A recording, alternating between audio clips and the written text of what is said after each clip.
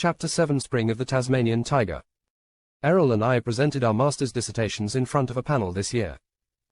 As a graduation present to Errol, I flew his mother, Mary, over to stay with us between the dissertation and the graduation, of which I was absolutely confident. Mary arrived 2 days before the dissertations, bringing her brand of overbearing mother down on Errol, adding to his stress, to say the least. We helped each other prepare and even solicited friends to create a mock panel. I kept thinking of Errol saying, "Failure is not an option." But when the smoke finally cleared, it was much ado about nothing, and we were both ultimately successful. There wasn't anybody in Oxford that day as proud of a child than Mary. Mary loved all the pomp and circumstance, and in particular the people with the Galileo hats, as she called them, and the elaborate gowns or capes. She threatened to make Errol the fanciest hat and gown Tasmania has ever seen if he reached such academic pomp. Uncle Artis took out an ad in the Hobart Mercury announcing Errol's achievement like he was the first Tasmanian with an education. His imminent return to Tasmania seemed more like a prophecy than an announcement. After graduation, Errol packed up his stuff and he and Mary returned to Tasmania. Errol was to prepare a game plan for us to continue our education with some local PhD opportunities in our field, as well as begin our business and set up our lab. He had contacted several universities that offered options either directly or online. I stayed in Oxford for a couple weeks to finalize the sale of the house. Carl had found a buyer who would be taking possession at the end of month. I didn't tell Errol yet, but I'd arranged with Carl to forward half of the profits from the sale of the house to his account. After all, if it wasn't for his work, the house wouldn't have sold for nearly as much as it did. It should provide him with enough capital for us to go into business together in Tasmania. Friends and schoolmates dropped by all week to help themselves to things we were leaving behind. Dick finally got through West Point and was given a posting in the field as a second lieutenant. His upward mobility was in the hands of his grandfather and father now that he was in the military. He told me he was attending a basic officer leader course, then taking branch-specific courses for the technical aspects of his specialty, which I understood was going to be military intelligence. Cheesy graduated with his master's degree as well. He was fortunate enough to have Darla accompany him to his graduation because his parents didn't make the journey, even though Las Vegas was so close and should have been enough of an attraction. If Las Vegas couldn't attract the Count, then nothing could. Cheesy was going to join us in Tasmania for the summer and hopefully stay to join our business. Companies are making huge headway in the area of folding proteins with the use of computer AI. Cheesy was trying to find an opportunity in AI for his PhD and may have found it at the University of Melbourne. That would fit together well with plans Errol and I had at the time. The Volcano Casino was almost open by then, so the One-Eyed Jacks and Darla had begun making publicity appearances. The One-Eyed Jacks were quickly building an American audience through the miracle of the internet, and with every appearance the subscriptions climb exponentially. That kept Uncle Sandu busy not only building the Volcano Casino, but beginning to construct new housing units and facilities for the growing self-traded team assembling at the Salton Sink in the United States under work permits. Sandy and Carl were busy working on plans for an underwater park they wanted to construct in the Salton Sea. Sandy was going to spend some time with the cell traders and meet with local contacts Dick's father arranged for him, but he's coming to Tasmania with us first. Ian was rapidly gaining his credentials as a doctor in Canada and was able to take a break in March to visit Windhaven, which I would imagine included some personal time with Jay as well. Jay continued to refuse to fly or even leave Kenya, so the only time Ian sees her is when he visits Windhaven. He told me he had some time to look for the rock structure we had spotted from Martin's balloon that day so long ago. When he and Jay finally found it, it was on the land that Sir Malcolm had given his father. Although he wanted to look through it, Jay sensed that it was best left as it was. Ian and I agreed to visit it the next time I made the journey to Windhaven and see what was of interest to Sir Malcolm. Was it home to an 8-legged creature that travels the African soil? Dr. Ben and Dr. Sue were excited by all of the new equipment that the lab was getting with the funds that were flowing into the Windhaven Trust Fund. They were able to purchase a fluorescence microscope that utilized light to study specimens in many important new ways for them. Green fluorescent protein, GFP, Equoria victoria consists of 238 amino acid residues that fluoresce green when exposed to UV light. Proteins can be tagged with GFP via genetic modification in order for a protein to be observed through fluorescence microscopy. That was a critical element for both Dr. Ben and Dr. Sue's research if they were going to study DNA modifications. Dick sent me an email indicating drive. Sue was having lots of sleepless nights due to all the new technology she was receiving. He told me, once her mind reaches a certain pace it's like Star Trek hyperspace kicks in and she's on warp 9. I just wait for her dilithium to run out. Ian told me Dr. Sue said, a fluorescent chemical, fluorophore, can absorb the light of specific wavelengths and then emit light of longer wavelengths.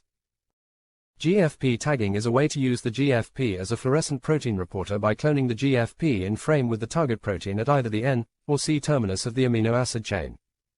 They can now use GFP tagging to visualize proteins within living cells. They also picked up a phase contrast microscope that they plan to use for microscopic observation of unstained biological material. It displays the optical aspect of light to represent the solid, liquid, and gas phase changes as brightness differences. Not exactly the type of microscope that came with science and chemistry kits, and not one that I had a lot of personal experience with, to be honest.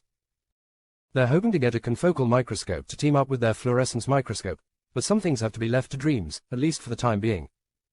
Florin was busy making trips to Belgrade, Tbilisi, and parts unknown in the Soviet Union. He's working the Tesla trail trying to gain access to the 80 boxes of documents. There could be some real overlooked treasures there. He's also visiting Tbilisi, Georgia on the Phages Trail.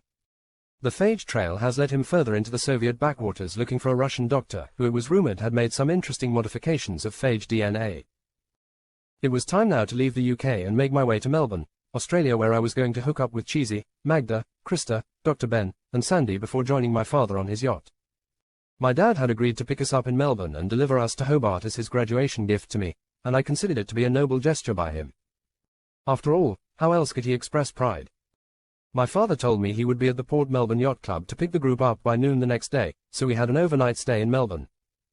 I booked us into the Crown Metropole Hotel on Melbourne's South Bank. The Crown was a 5-star hotel with a bar that had a panoramic city view. We were only there for one night, so I thought I would splurge and make this a memorable trip. My gift to myself. The flight to Melbourne was exhausting, and combined with the change in time zones, it hit me like a demolition ball. I made my way through the Melbourne airport, or as it was known here, the Tullamarine Airport. Stumbling through customs and pushing through the airport doors, I fell into the back of a waiting taxi. My driver told me it would be about a half-hour trip to the Crown Metropole, so I settled in for the ride. We took the Tullamarine Highway, better known perhaps as the M2. It was almost a straight drive along this highway to the hotel, and the driver pointed out where the old Essendon Airport used to be about halfway to our destination. Just to rub it in, I think. That's why he added the mate. Highway 2 changed its name a few times along the journey, and by the time we crossed the Moonee Ponds Creek it was called the City Link Toll Road, where I agreed to pay the toll rather than take a longer route. Eventually we pulled up in front of the Crown Metropole, a beautiful glass structure that would surely impress everyone. After all, it was 5-star. I checked into my room and decided to have a swim before everyone else arrived. It was my turn, on this journey, to answer the phone and send the taxis for everyone else. I had arranged this service with the concierge, Peter, so all that was left for me to do was relax. About an hour later Peter called to inform me that my guest from the United States and my 2 guests from Romania were on their way from the airport. The flight from India was delayed by an hour and the flight from Africa was due in about an hour and a half. Peter said he would monitor the situation and make sure they arrived safely in the hotel. I assumed that was what 5-star service was all about, but I couldn't help wondering what all this convenience was going to cost me. Then I thought about the joy of being independently wealthy. I got dressed in the new Armani suit that I had purchased for my graduation and went down to the lobby to greet Cheesy and the girls. It made me feel like the host, or Uncle Sandu perhaps, and I guess for this part of the trip I was. The cab pulled up and Cheesy saw me through the window. He jumped out of the car and ran over to give me a hug. It was always good to see him. Magda and Krista were slightly more reserved and directed the bellhops to their luggage before getting around to giving me a hug. They were both exited by the journey that lay ahead of us. Neither Magda nor Krista had been on a trip like this before, in that it was just for fun and not to work the circus. I let them get checked into their rooms and told them to meet me in the Mr. Hive bar when they were ready. I consulted Peter the concierge, Skip the bar manager, all the waiters, and every tourist I met to find out where the best place to party in Melbourne were if you only had one night to do it. Melbourne was a great place for nightlife, and in fact, as it turned out, all of Australia took their nightlife seriously. I was told the laneways of Melbourne were famous for bars with great music. Band posters piled up over decades advertised the long history of the city and Australian music in general. For a country with such a small population, Australian music impacted the world with groups like Skyhooks, Men at Work, AC/DC, In Excess, and Midnight Oil to name a few. Open-late restaurants abounded in that area and night owls migrated there until sunrise. That might be a great place to finish up, I thought. Waiters told me about tons of legendary bars in Melbourne we could visit, including the Ding Dong Lounge, Evelyn Hotel, Prince Bandroom, the Toff in town and the Howler. Others said Liverpool Street, which had a mixture of theatre and Chinatown, was full of surprises. I especially liked Peter's suggestion to begin if everyone arrived in time. You must view sunset from the Lee Bar on the 55th floor of the Rialto. It's an experience equal to the challenge of being the highlight of a one-night stay in Melbourne. Vintage champagne and famously delicious food, he said and kissed his fingers. This was going to be our first stop. I hope everyone gets here on time. He gave me some champagne recommendations, but I wasn't sure this was a vintage champagne group. Cheesy was the first to make it to the bar, and we discussed some of the places we could visit on our night in Melbourne. Before Magda and Krista arrived, the concierge phoned and said he had both Sandy and Dr. Ben in a taxi heading this way. That was great news because we could make the sunset at the Lee Bar. Magda and Krista joined us, and we had a few drinks while we discussed our plan of attack for the night and waited for the rest to arrive. The concierge was going to bring Sandy and Dr. Ben straight here and check them in. By the time they arrived, we had had a few drinks and greeted them with perhaps more zeal than they were expecting. It was great to see Sandy and Dr. Ben. Sandy introduced Dr. Ben to Magda and Krista. I heard all about the trip to Castle Sel Traded from Sue. What a trip, I'm sorry I missed that, he told them. Krista replied, oh, Dr. Sue told us about you, Big Ben. Which made him turn red from embarrassment, but he loved the attention and laughed out loud. We had a final drink while Sandy and Dr. Ben got changed for the night out. A car met us at the front door of the hotel, and it was a short trip across the Yarra River to where he dropped us off in front of the Rialto. We took the lift up 55 floors to the bar. Our timing couldn't have been better as the sun was just beginning to set at around 7:30. The next hour was spent mesmerized by the sights all around us and perhaps a little consumed by the alcohol, excitement, and jet lag. After the Lee Bar, we decided to walk back along the route our taxi took and stop at any bar that intrigued us. Several hours and bars later we found ourselves on the river promenade. We sat in a park on a series of benches next to an Aboriginal man who was playing his didgeridoo and watching the river traffic pass. We all said hello and I asked, "What's your name, or what should we call you?" Not knowing what proper cultural etiquette dictated. My name is Albert. I think that would be the best thing to call me if you wanted to get my attention, he said as he continued to blow through his didgeridoo, which created a low vibrating sound that seemed to reverberate across the water and echo back at us from the other shore. It was a haunting sound in this place we'd never been, and encountering a spiritual person like Albert almost out of the blue made it surreal. Eventually Albert told us he was a painter. He was reacquainting himself with the world of the white fella, so that he could appreciate his roots better. That was his inspiration for painting. Albert was from the McDonnell Ranges in Central Australia and would be returning there very soon. He had a few canvases in his pack that he unrolled for us to see. The beauty of the art earned an audible gasp from our group as our eyes met it for the first time. One picture showed a group of people on a journey to a land that was unknown to them. Albert interpreted the imagery for us, and we understood. His paintings were not like the white fellas that took a piece of time, because his paintings were a journey over time. It was only his to paint. The group in the painting encountered a number of creatures that they had never seen before and were different from any animals that they knew. These animals were in extreme danger from an enemy they couldn't see and appeared to come from somewhere else to harm them. Albert told us that the people were on a journey to save the animals, but the picture offered no conclusion to the story. His explanation was that the outcome had yet to be determined. His paintings came to him in an image, and he simply paints it to understand it. If the painting is of a journey, then this may only be the part of the journey and the journey has not finished. He assured us that if he was seeing the journey, then he must be part of it. Everything has a connection in some way whether we can see it or not, he told us. As he began to roll up the canvas, I asked, "Is your artwork for sale, Albert?" "Well, a fella has to eat. When I can get the supplies I need, I will be heading home," he replied, so we negotiated a fair price in his opinion, and I handed the canvas to Magda, who was particularly interested in it. She looked at me and said, "I'm glad you're wearing the amulet I gave you. It may protect us all before this journey is over," and she waved the rolled-up painting in my direction. We bid Albert a safe journey home and decided to return to the hotel for a few hours of sleep in our 5-star beds before our journey down to the waterfront to meet my father at noon. I knew I would be back to Australia once I relocated to Tasmania. There was just too much to see and do here.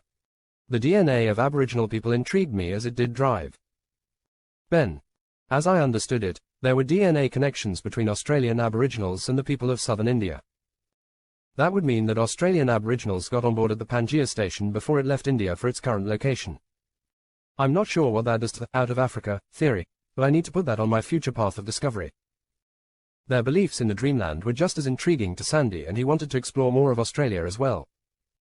It was a pleasant stroll back to the hotel, and none of us felt the drop in temperature until our drop in alcohol levels. In what we called morning the next day, we met in the dining room for a quick breakfast, then I thanked Peter the concierge and paid the bill. In retrospect, I could have flown the entire group here for the same price as 3 hours of sleep on a 5-star bed. There was no time for yoga that day. Peter had a car ready to take us to the Port Melbourne Yacht Club, and we all climbed in while the bellhops loaded our luggage in. It was a beautiful sunny day in Melbourne, and not as scorching hot as it could be at other times of the year. We were looking forward to being on the water. Everyone else unloaded the car and organized our luggage while I went down to the pier to see if I could spot my father's boat. I scanned the waiting yachts, but his familiar red and blue lion motif sail didn't appear. I would recognize it furled or unfurled. I had had to find it many times over the years in various states of consciousness. Then a sinking feeling hit me, and I wondered if perhaps he wouldn't be here. He had been reliable in the past, but perhaps I had just run out of luck. Then I thought, no, he's just late. I scanned for the sea lion again, and one yacht looked vaguely familiar, but it wasn't the sea lion. Then I saw my father on the bow looking towards me with his hand over his eyes.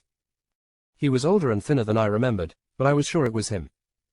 I waved and he waved back, and then began his walk towards the locked gate we had our luggage piled in front of. Cheesy came up beside me and said, "So that's the old man, is it?" Then the rest of the group joined us, and we proceeded through the gate to be greeted by dear old Dad. "Welcome to Melbourne, everyone. I'm Wesley, but you can call me Wes or Captain Wes," he said, and we began the introductions all around. On the short stroll to the yacht, I managed to ask him about the yacht, and he said, "Let's leave that story for dinner tonight. Right now, we have 6 new passengers coming aboard. I would like to leave the port by 2 if possible. All aboard the Eastern Dragon bound for Hobart," he announced, and his crew helped us locate our berths and stow our gear. Eric was still his first mate, and I knew him well. This yacht was considerably bigger than the Sea Lion, my father's yacht. I had envisioned us camping out in sleeping bags on the deck, but we were able to pair up and find accommodation. The boys let Magda and Krista have the first pick of the 3 accommodations. Cheesy and I shared a room, and Cheesy took the upper berth. Dr. Ben and Sandy claimed their places in the 3rd one. Once we had settled in, we began to drift up to the deck just as we were weighing anchor hour and leaving port. The porter brought us drinks, and we settled down in the deck chairs to watch our departure.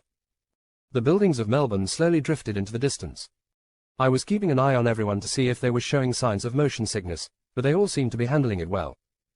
I patted the Dramamine pills in my pocket just to make sure I had them, and thought it best not to ask anyone how they felt. We sailed out from Port Phillip Bay past Half Moon Bay, Swan Island, and then on to Victory Bight and our first Southern Ocean experience.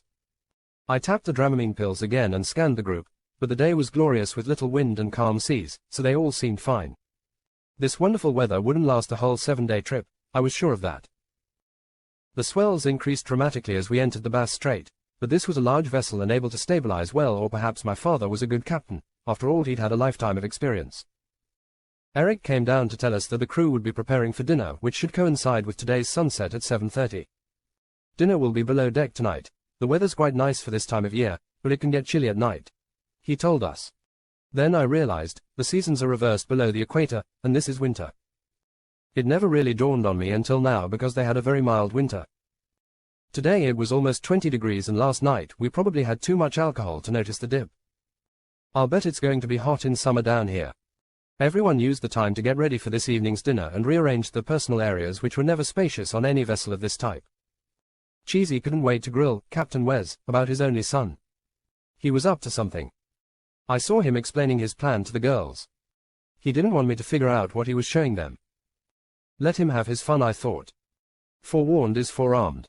Knowledge in advance enables one to be prepared, but knowledge of what? Suspicion of what?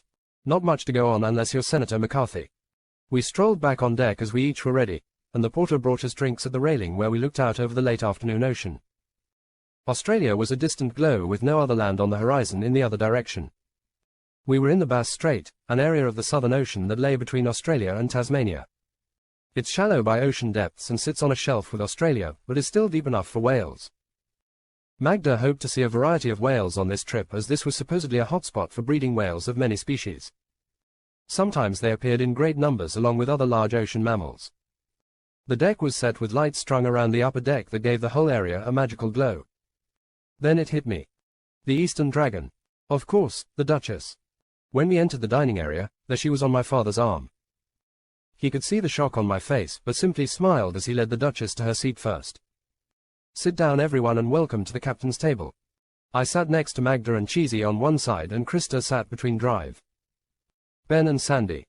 My father took his spot in the captain's chair. As soon as he sat down, the stewards brought the soup. He looked at me over his spoon and said in a matter-of-fact manner, "I believe you know the Duchess." I looked at her and smiled, and she looked back and smiled at me. "But what you don't know is that the Duchess is your stepmother." The clinking of bowls and spoons stopped immediately. A couple of coughs were stifled with napkins. "I suppose you'd like to know how this came about."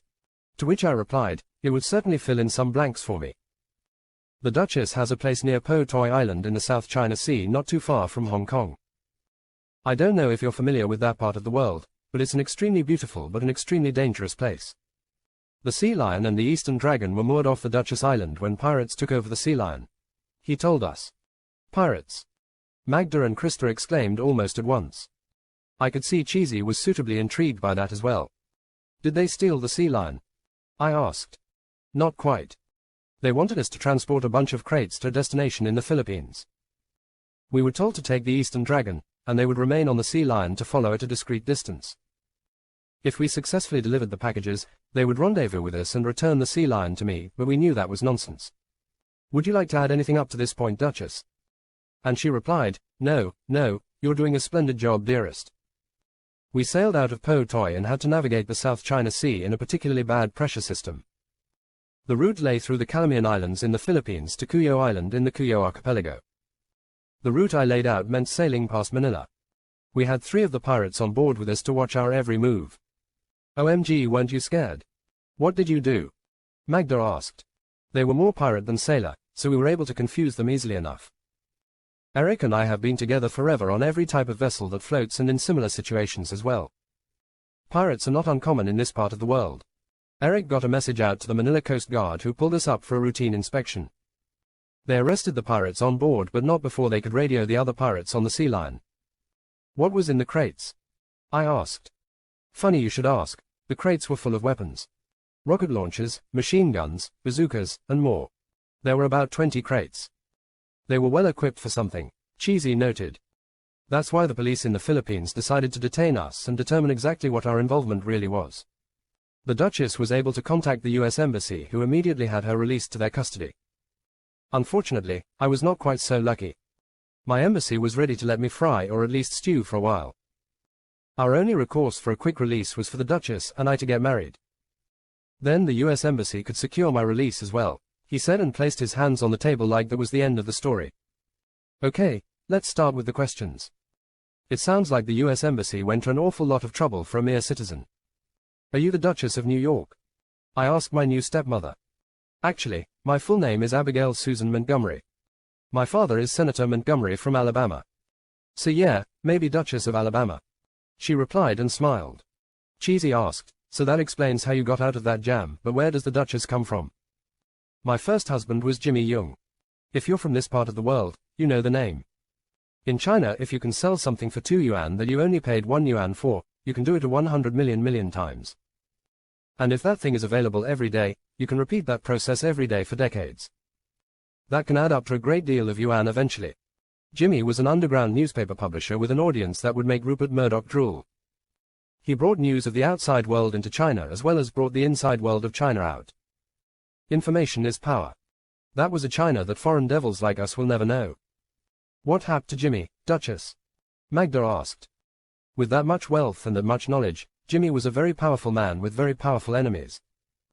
He sailed off to China one day on what was supposed to be a normal business trip, but that business trip never ended.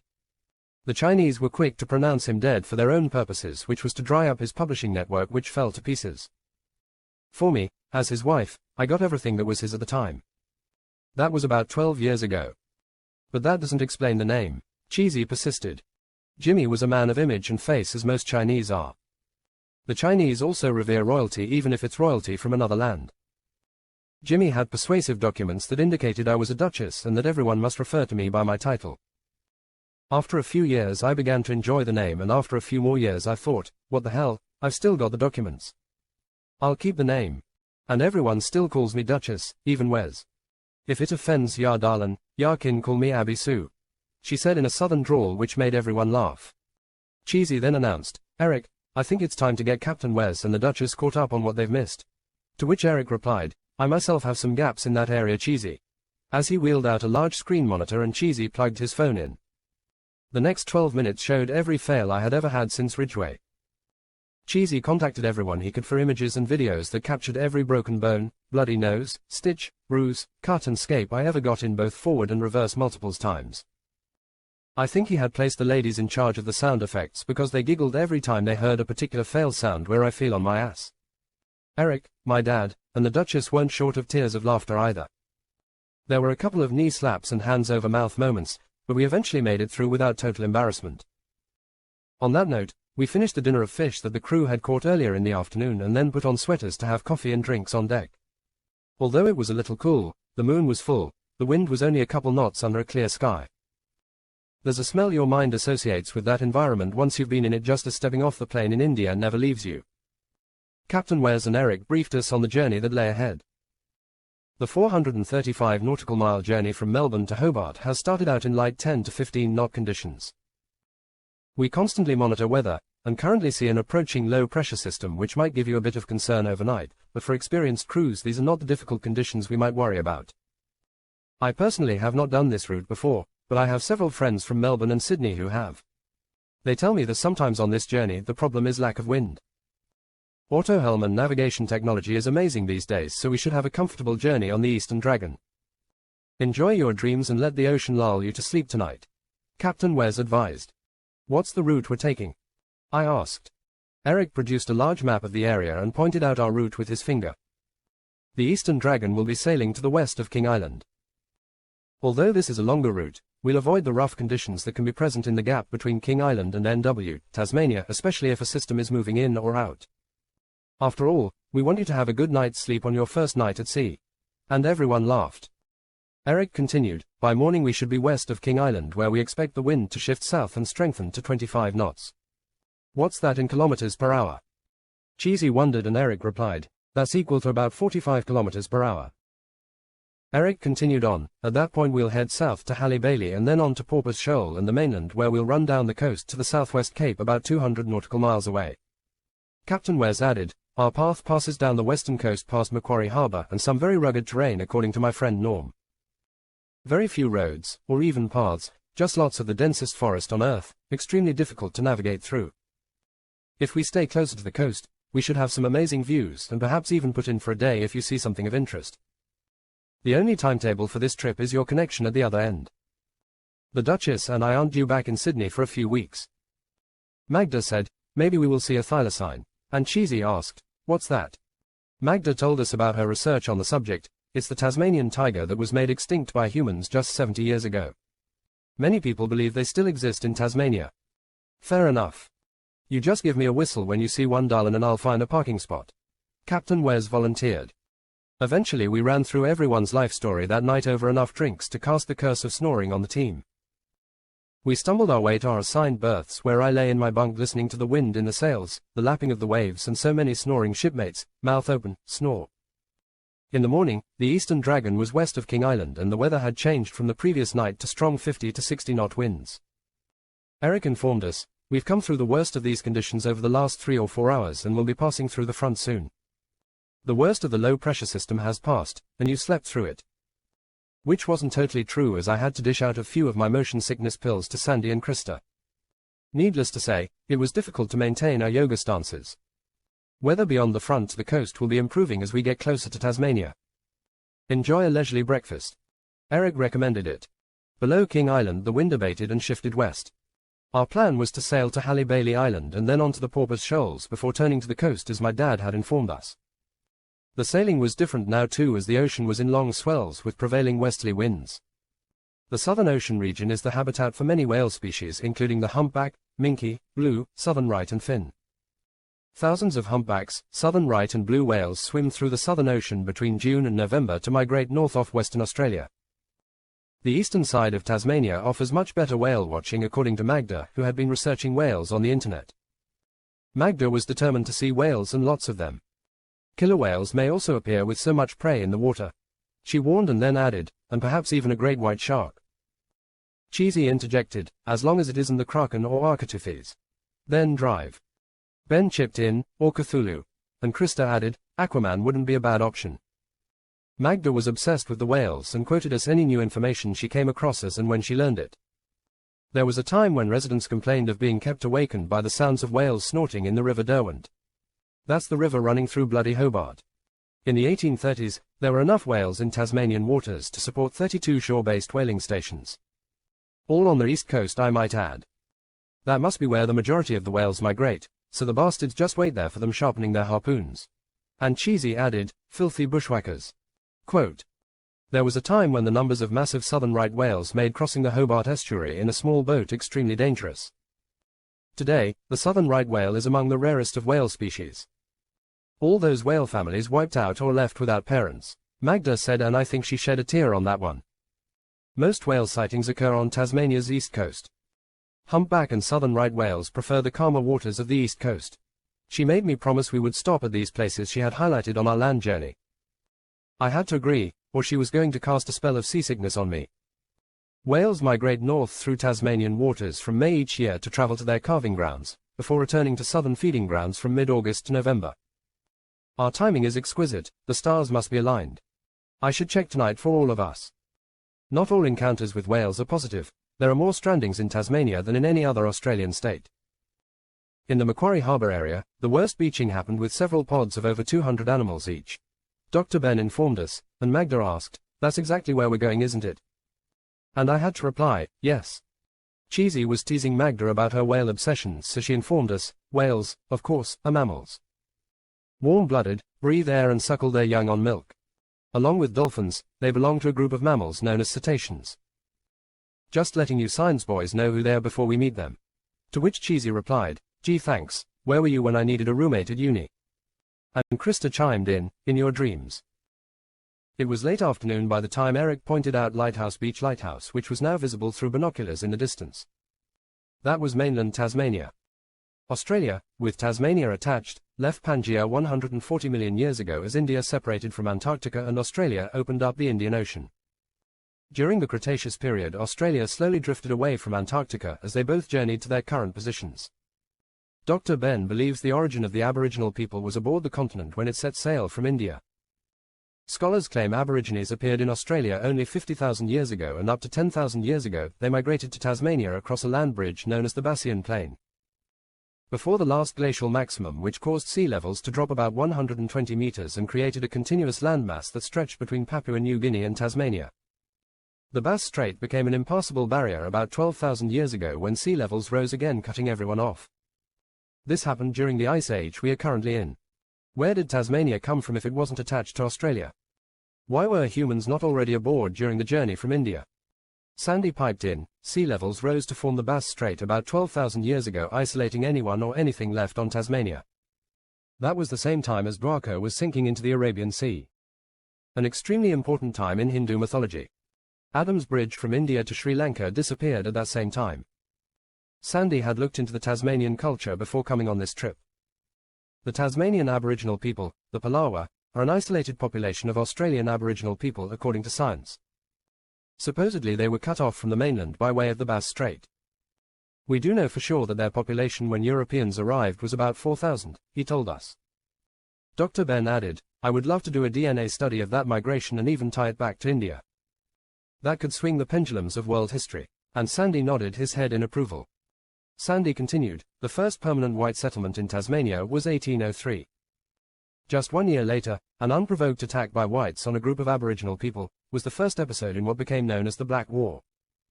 The whites treated Aboriginal people as subhuman, seizing their hunting grounds, depleting their food supply, attacking the women, and killing the men.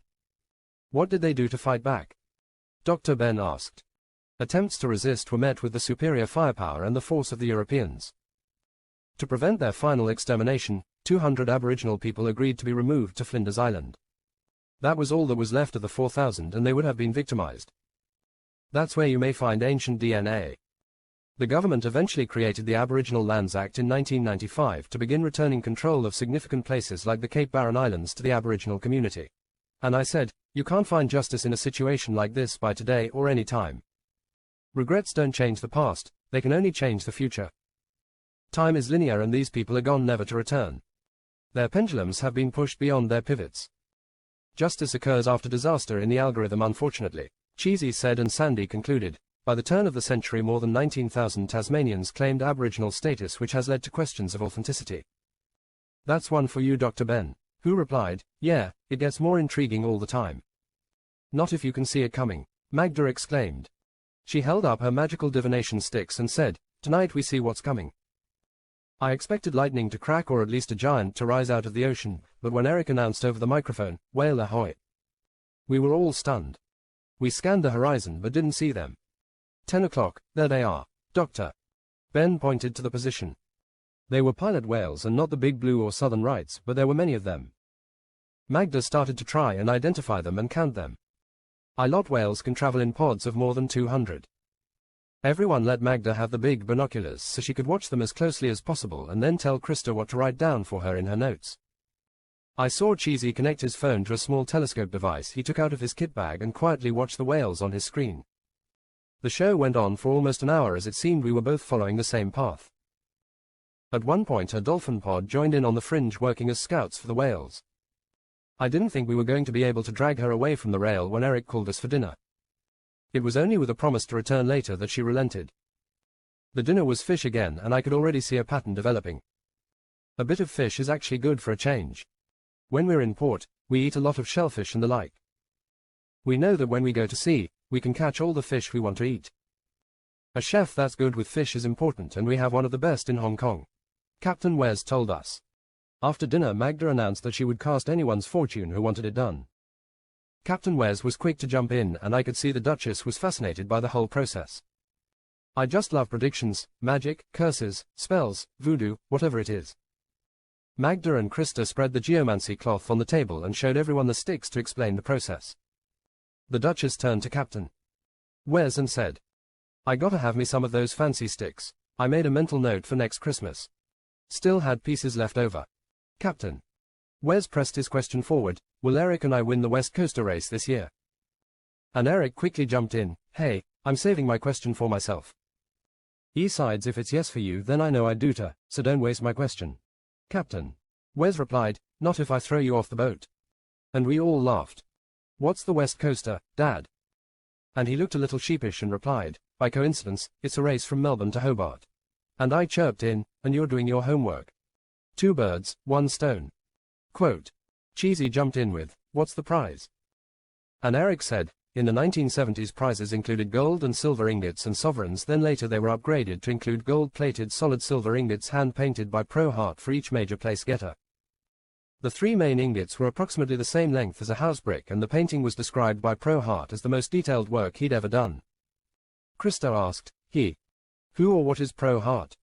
Kevin Hart was an Australian artist and part of the Broken Hill group painting the Australian outback. He was nicknamed the Professor when he was young and a bit of an inventor. Eric said, I've seen some of Jack Absalom's paintings from that same group.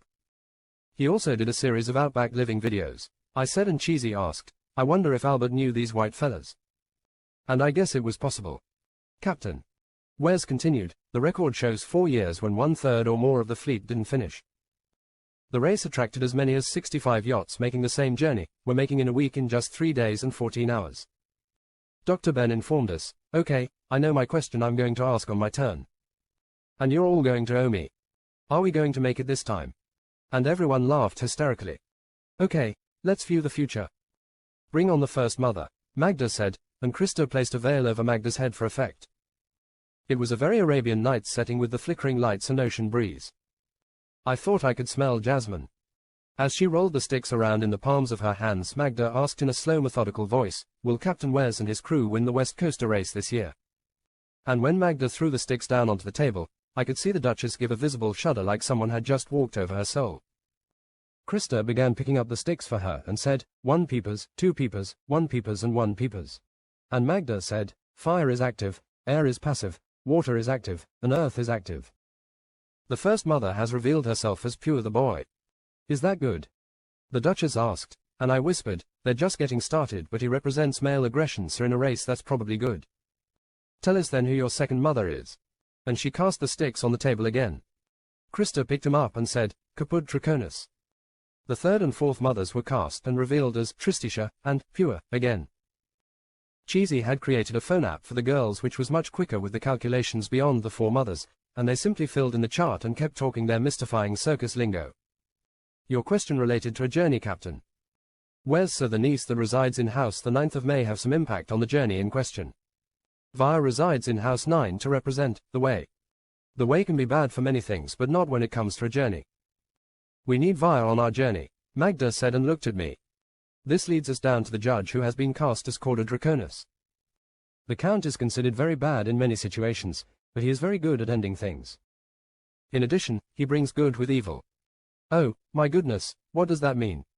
Does it mean I will finish but not win, or that I will win? What does it mean?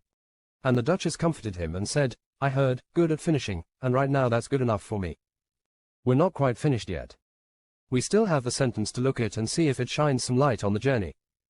Acquisitio is your sentence. He's good where the gain or acquisition of something is important, Magda said, and the Duchess proclaimed, see. I'm next. The Duchess said and jumped up and down in her chair until Magda said, okay, Duchess, what's your question? Are we ever going to find out what happened to Jimmy Young? Quote. Magda cast the first mother. 1, 1, 1, 1. Via, the road. That's very interesting since we are looking for the outcome of a journey. Let's cast the second mother. 1, 1, 1, 1. Oh my, Via again. The road or path must be a very important part of the solution to what happened to Jimmy Young. The third mother may shed some light on it. Magda cast the sticks, and as everyone looked on, she did not have to announce what they were. Via, again. I can't believe it. Let's cast the final mother. She picked up the sticks and warmed them in her hands and then joined hands with the Duchess and let her feel the sticks as well. When they came to rest on the table, half the people shouted, Via. And the rest shouted, 1, 1, 1, 1. I thought the Duchess was going to faint. Magda said, who's in house 9, the house governing journeys? It's Populus. And Populus is also your judge. This is amazing. Look, Via is the sentence. Via is the opposite of Populus.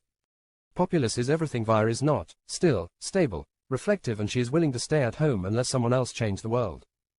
Via is pure activity while Populus is pure passivity. Populus is the only figure without any active elements. Both Populus' inner and outer elements are water. Water is a central theme here, as Jimmy's journey was on water, which can just as easily be fast-flowing and turbulent like Via, or smooth, calm, reflective, and clear as Populus. The outcome may be based on the people within the crowd. Populus is within a group of people and that group has movement, but a crowd of people with no leader has no direction. Given an impetus or stimulus to start its pendulum swinging, the crowd follows the leader. Lemmings, each and every one. When a leaderless crowd of people encounters someone with the energy and direction to lead, they become followers and take on the energy and direction of that leader. Does this say anything about Jimmy, Duchess? The Duchess, Wes and I knew more of Jimmy and saw so many uncanny parallels, it was astounding. Populus has the collective consciousness of the moon, and its collective personality of spirits as well. Populus' association with the body is through the breasts and torso, Magda continued. The Duchess asked, what do you think all that means? That was the scaled-down analysis that we give the science boys. Krista, you, and I will explore some of the more mystical signs that have revealed themselves in these characters. There is much more astrology here if you are interested, and trust me, this is a very unusual divination. Magda suggested, and the Duchess was all for it. But first Magda had to divine a few more questions. Sandy asked, will we solve the riddle of the puzzle box? Magda cast the four mothers who created Cauda Draconis as the judge. She's only good in circumstances for ending or completing things, such as breaking up relationships. Cauda brings good with evil, and evil with good, and both inner and outer elements are fire. I think that's both positive and confusing. Sandy said, and everyone laughed. Dr. Ben asked, as I promised I'm gonna ask, are we going to make it this time? Quote. Magda cast the four mothers who created Via as the judge. Via is very popular tonight. She is considered bad for many things, but as we know she looks favorably upon roads, travels, or journeys. So, I think you will be fine, Dr. Ben, to which he replied, now I can sleep at night. Cheesy jumped in, then that was Sandy we heard snoring last night. And again we all laughed. Magda continued around the table and everyone had an opportunity to ask their question. Afterwards, Krista, Magda, and the Duchess retired to the cabin while we stayed on deck to enjoy the evening sky. We could feel the wind blowing from the mainland as we stood on the bow under the full moon. This was another full moon sky on a crystal clear night to file away with the Salton Sea, Windhaven, Mount Kenya, Castle Sel Tradit and the Nainital skies. It was also time to let the ocean carry us away to the dreamtime again. In the morning we sailed past Bluff Hill Point and the Arthur River where beaches battled row upon row of waves crashing in on them creating sandy bands that stretched forever. Many sections of roads actually ran along the beach because the terrain was far too dense to build conventional roads. Beaches were well above high tide at any time of the year. This truly was the wild side of Tasmania with impassable forests that were incredibly dense with vegetation. Points of interest along the coast were known as rocks. Sarah Ann Rocks, Lobster Rocks and Kudu Rocks were all places that would rock your boat's pendulum if you weren't careful and stumbled onto them on a dark or stormy night. We passed Tema, which was on the coast in a small area of different habitat from the forests around it. It was also on a wonderful, secluded bay with a sandy beach. Further down the coast was Tema Harbour which connected by road to the Tema area to the north of the harbour. We made our way through Hazard Bay which took a bite out of the mainland to sandy Cape Beach where we dropped anchor in a sheltered bay behind Bear Rock for the night. Captain Wes had been told about this area by his friend Norm who also warned him about snakes. The best places can be the most dangerous. Careful mate or you'll be taken a sickie. Sandy decided to break out the fishing gear and have a go at filling the pot for dinner. Eric and a few of his shipmates were going snorkeling for shellfish so Cheesy and Dr. Ben decided to join them. It was way too cold for me get in. The girls had a good laugh when Cheesy told them that the speedos the crew were wearing were referred to as budgie smugglers down there. Eric warned of several deadly creatures to be on the lookout for. That's the primary reason Sandy, the girls and I didn't go on that quest, to be honest. That and the cold. After a late afternoon swim in the water off the beach that was a little chillier than everyone expected, we were ready for the hearty bonfire on the beach that was already beginning to blaze away. Eric and the crew had set up a big fire pit with a pot to boil the lobsters they caught today. Crabs and other crustaceans were thrown in the pot and I would have to learn about the mystery crustaceans while consuming them. The fish we caught today was seasoned, wrapped in tinfoil, and placed around the barbie. Captain Wes warned us, there are not a lot of dangerous creatures in Tasmania, but they do have a very poisonous snake known as the tiger snake. Beware of this snake because his venom can kill you in as little as 7 hours.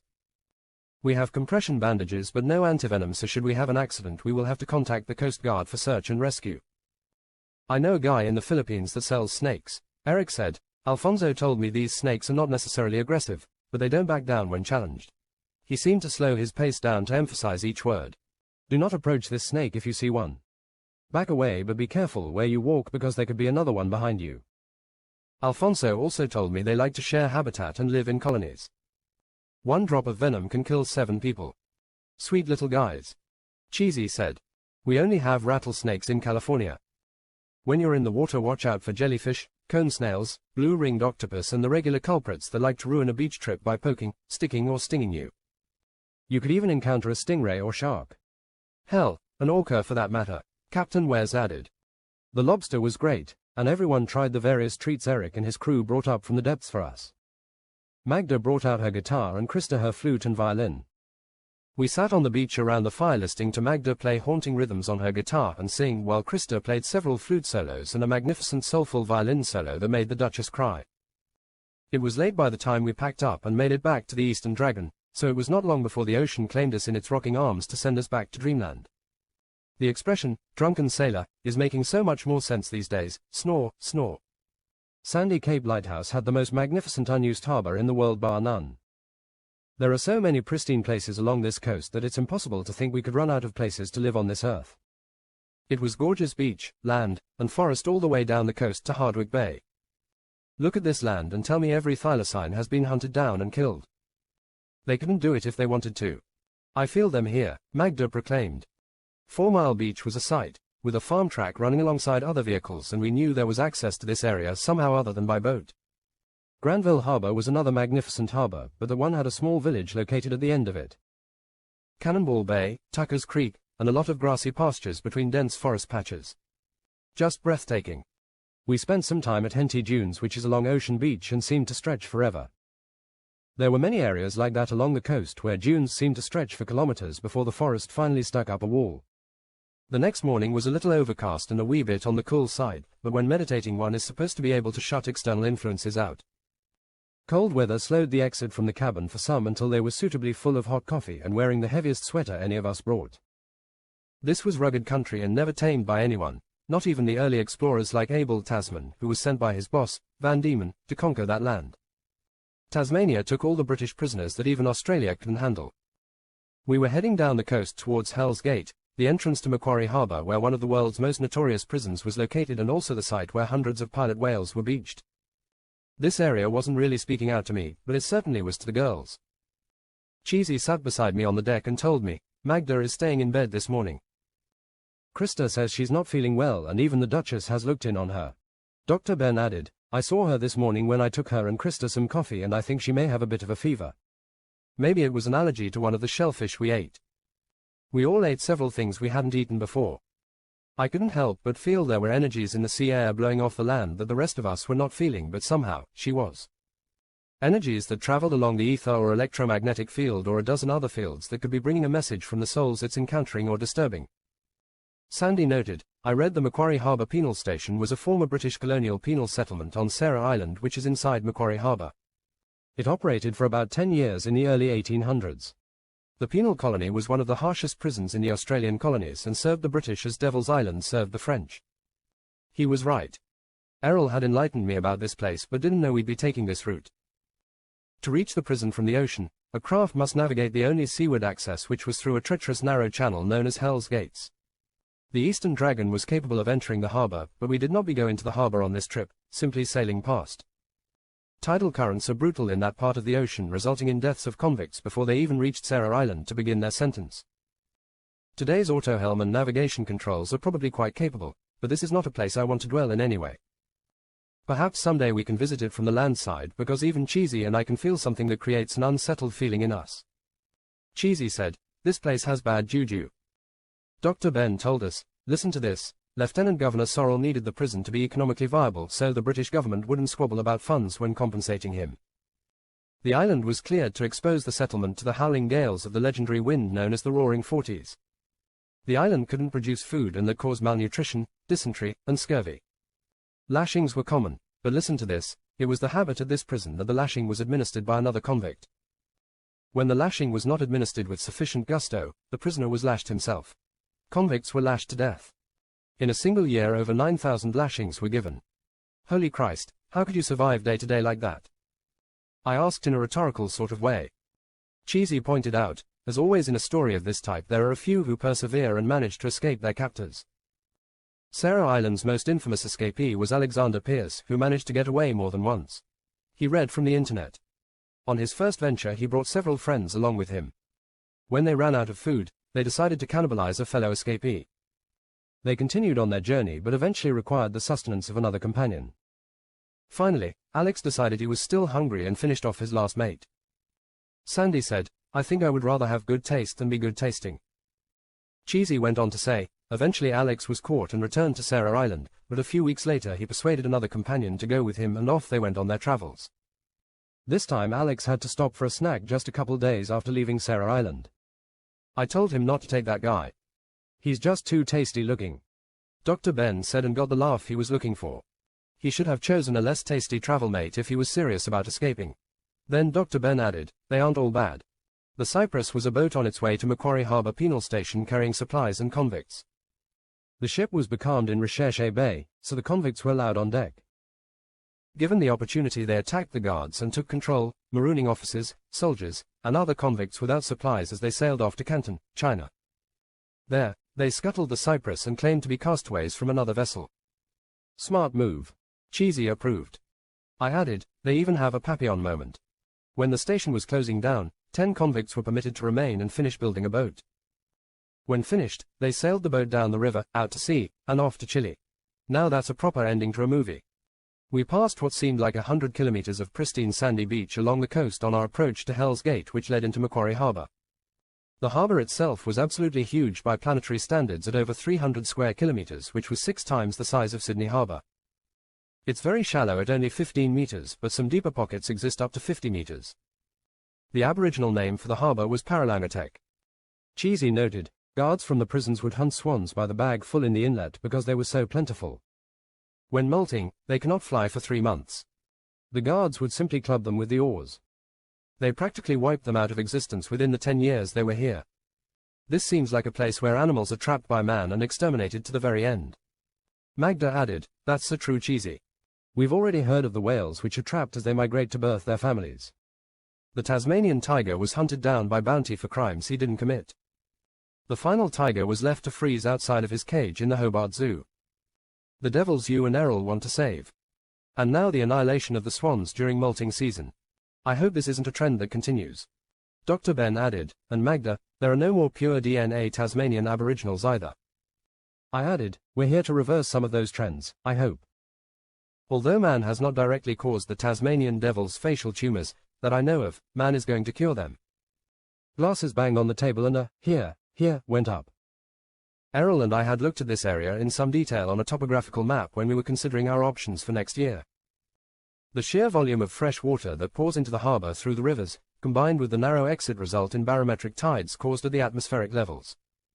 When there is rain in the mountains surrounding the harbour, the tide rises and falls when the atmospheric pressure reverses and results in less rain. In addition, ocean tides can be 2 meters and must flow through Bonnet Bay, which is only 1,200 meters wide at the entrance to Macquarie Inlet. That's an incredible amount of water on the tide and the ebb, twice a day. Why isn't this the perfect site on the planet for a tidal dam? This much power must surely be able to power all of Australia at least. It would give this area of evil a good flushing, I thought. After dinner we sat on the deck listening to the wind and watching the waves lap upon the shore that sheltered Macquarie Inlet from the ocean. It was a clear night with good visibility. We camped out on the deck that night and just watched the shore and the sky above. I think we were waiting for spirits to rise and fly about. None appeared. As we sat on the deck looking toward the land in silence, we had time to contemplate our individual thoughts. I thought about my education and the impact that the discovery of DNA had on it. What would I be interested in if not biology? It seemed more like a destiny than ever before. As a means to transfer the genetic code of life from one cell to another and between successive generations, DNA is the answer.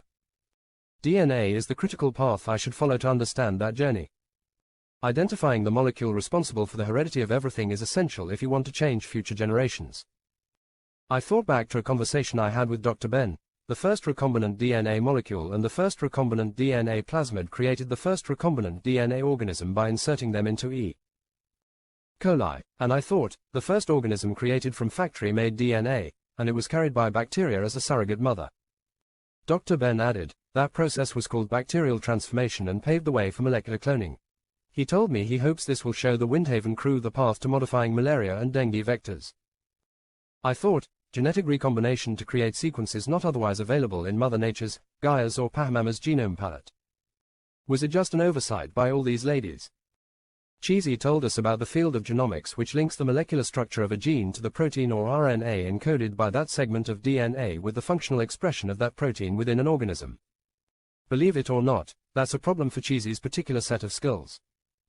Data is being collected in databases like the National Center for Biotechnology Information that provides access to biomedical and genomic information. Then you have the nucleotide database collection, and the basic local alignment search tool, both available online. Cheesy said and added, Ensemble is a bioinformatics project that organizes biological information around the sequences of large genomes. Portable open-source software systems for handling genomes are available. That will be a starting point. All their data is provided without restriction, and the code is freely available in an effort to advance world knowledge and should be reciprocated. I knew bioinformatics was about computer analysis and comparison of genes within and between different species. It linked genetic mutations on an evolutionary scale. Boy oh boy, are we ever going to need Cheesy in a room full of computing power. It's so frickin' good to be independently wealthy. Genetic systems analysis, evolutionary genetics, human disease modeling, so many opportunities in the field. It must have been like that in the 1980s during the rise of the microcomputer. That would make Cheesy Bill Gates, writing the code to change the world. Bill couldn't resist keeping his code for himself, karma be damned, reincarnate him as Dung Beetle. Cheesy is no Bill Gates and we aren't IBM, the unwitting victim. Most of us woke on the deck that morning to a beautiful sunrise as we sailed away from Macquarie Harbour on our way south to Hobart. It was an overcast day and we only had a couple days left of our ocean adventure as we sailed closer to Hobart. My dad let me know I could tell Errol we would be at the Hobart Princess Elizabeth Pier in early afternoon tomorrow. It seemed like we couldn't even get as far as Hobart without running into more prisons. From the early 1800s to the mid-1800s, when penal transportation was abolished, Van Diemen's Land was the primary penal colony for Australia, resulting in a total of 73,000 convicts. The most difficult convicts received a cold welcome at Port Arthur, while women convicts were sent to one of 5 women's workhouse prisons. We spent much of the day looking for whales, with several confirmed sightings and 1,000 possible sightings, including some whales that are probably having breakfast in Siberia and a few I think Cheesy made up. Sandy always found an opportunity to interject an Indian story or assorted gods and goddesses, while Dr. Ben was curious about almost everything we came across and buzzed around like a bee. Cheesy started calling him Dr. Benby. Later in the afternoon we pulled out the fishing equipment and went shopping for dinner. It wasn't long before Eric picked up an Atlantic salmon on the trolling line. The Eastern Dragon doesn't stop for these kind of fishing opportunities, so Eric had a fight on his hands. 10 minutes or so later he dragged it up on the deck and it was away to the galley for cleaning. Krista latched into a nice-sized rainbow trout that took as much cheering from the crowd as resistance from the fish for her to pull it in. After dinner we sat on the deck again. Magda thought that as we turn across the bottom of Tasmania to head towards Hobart that we might catch sight of a blue or a southern right whale. The moon was almost full, and the sky was clear and bright. A few clouds scattered around, but they moved very slowly if at all. This is the calm seas they tell you about. I was expecting the turn would be more dramatic, but that's what makes a race. Captain Wes told us. The Duchess sat with us that last night on the boat. She was a spiritual person by nature, having been brought up in the southern United States, so she had developed a strong bond with these girls who could predict the future and read the mystical signs. In fact, the Duchess invited Magda and Krista to come and stay with her on the island for a month anytime they wanted. She promised to show them a good time in Hong Kong. Sandy said, "Quiet, listen." And everyone instantly went silent. They waited. Then they heard the long low drone of a very large whale, and everyone jumped with joy. It was audible on the night wind, but very difficult to see across to the horizon. Everyone was scanning for it when Eric came out from his electronics and pointed to a spot in the distance. It was amazing how far the sound traveled. Captain Wes informed us, under no circumstances can we alter course and try to get closer to the whale. That's strictly forbidden. However, if the whale becomes curious of us, it may choose that option for itself. Magda told us, whales use sounds to communicate so much more information than we do. Communication is more important to a whale than it is to us. Other senses are of less effectiveness in water. Sight is less because of the particulate in the water and the way the ocean scatters light. Smell is hampered because molecules diffuse more slowly in water than in air. Isn't that right, science boys? Dr. Ben added, the speed of sound is roughly 4 times greater in water than it is in the atmosphere at sea level. The song of the humpback whale may just seem like patterns of regular sounds, but to the male humpback whales, they're communicating their fitness to females encoded in the information. Magda told us, in fact, the way the male creates the sound is by sending it down a resonating tube that's the length of his body. It then comes up the other side before being projected out. It's possible that this somehow encodes his genetic information into the song. That should get you science boys hot and bothered. Whales are being harmed by ambient noise in the world's oceans caused by ships, sonar, and marine seismic surveys, to mention just a few sources. Mother Nature throws down the odd glacial mountain into the ocean, sends her fury up through a mountain pipe through a volcano, or just stomps her feet in rage with an earthquake, but when she does, she starts pendulums swinging everywhere. All the mass beachings around the world must have noise or vibration at their core. This is becoming a noisy world for many animals. Unfortunately, this time the whale didn't choose the option of swimming towards us, and we parted company. Magda, perhaps the whale didn't know you were aboard, I said, and she replied, he knew. The wink was in the message. The rest of the journey along the bottom of Tasmania was quiet. Overcast and a slight drizzle kept everything moister than we wanted it to be.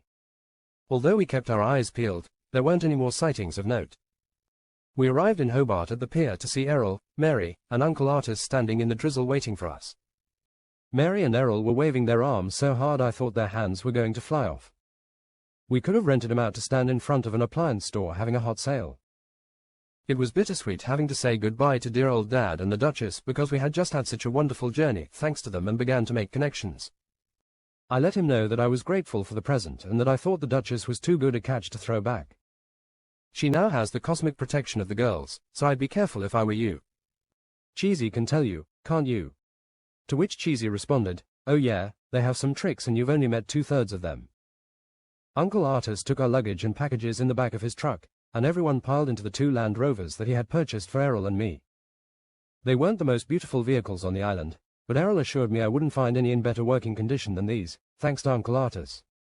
On the way to their house, he told me Uncle Artis picked up these vehicles and a lot of camping equipment because many of our trips will be into remote areas to collect first-hand samples or do research. I guess the largest trees don't grow in downtown Hobart, I said, and there probably isn't a big population of devils there either. I've been looking into our PhD opportunities for the fall and also places we might want to visit on our first trip to acquaint you with the terrain and provide an exciting trip for your friends. You're going to have to narrow your choices soon. I saw some of the notes you sent me. Can we do a full-time research program along with the business? It could drag on for 6 or 7 years and that might be more than I want to invest. I'm anxious to get on with DNA research and we have Cheesy coming to stay also, I hope. The computer analysis of DNA is going to be critical to everything we do in the future and we won't find a better person than Cheesy, I said. A PhD has supervised research and professional development conducted over 3 to 4 years or 6 to 8 years. Then we give a thesis examined by 2 external examiners. I was hoping we could find a job for my mother and part of her job would be filing our reports online with the uni. We keep doing the work we want to do and we get our PhDs when we get them. They don't make us any smarter. The letters somehow prove to people who don't know diddly squat that we're smarter than they are and they should listen to us. Errol said, and that made me laugh. Okay, that sounds good. Have you straightened out the funds for school? I asked him and he replied, Tassies get a UD $20,000, $30,000 toward their fees, mate. They put that against the tuition fee of $40,000 AUD that both you and I are required to pay. For the last $10,000, my mom applied for scholarships until she got the 2 numbers spot on. The house was in a small survey in Hobart just across the River Derwent from the pier. It took us about 20 minutes to drive along the river through the botanical gardens, across the bridge and down Rosny Hill Road. There was a mall on the left we passed and then headed down Drummond to Waverley, the street where they lived. We arrived at a house set up on a hill, backing onto a forest.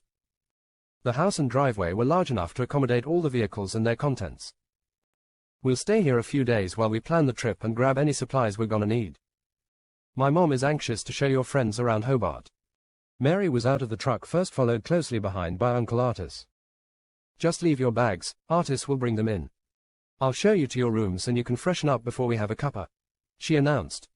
We followed her instructions and went up the stairs to a large veranda covered by an awning to shield you from the midday sun.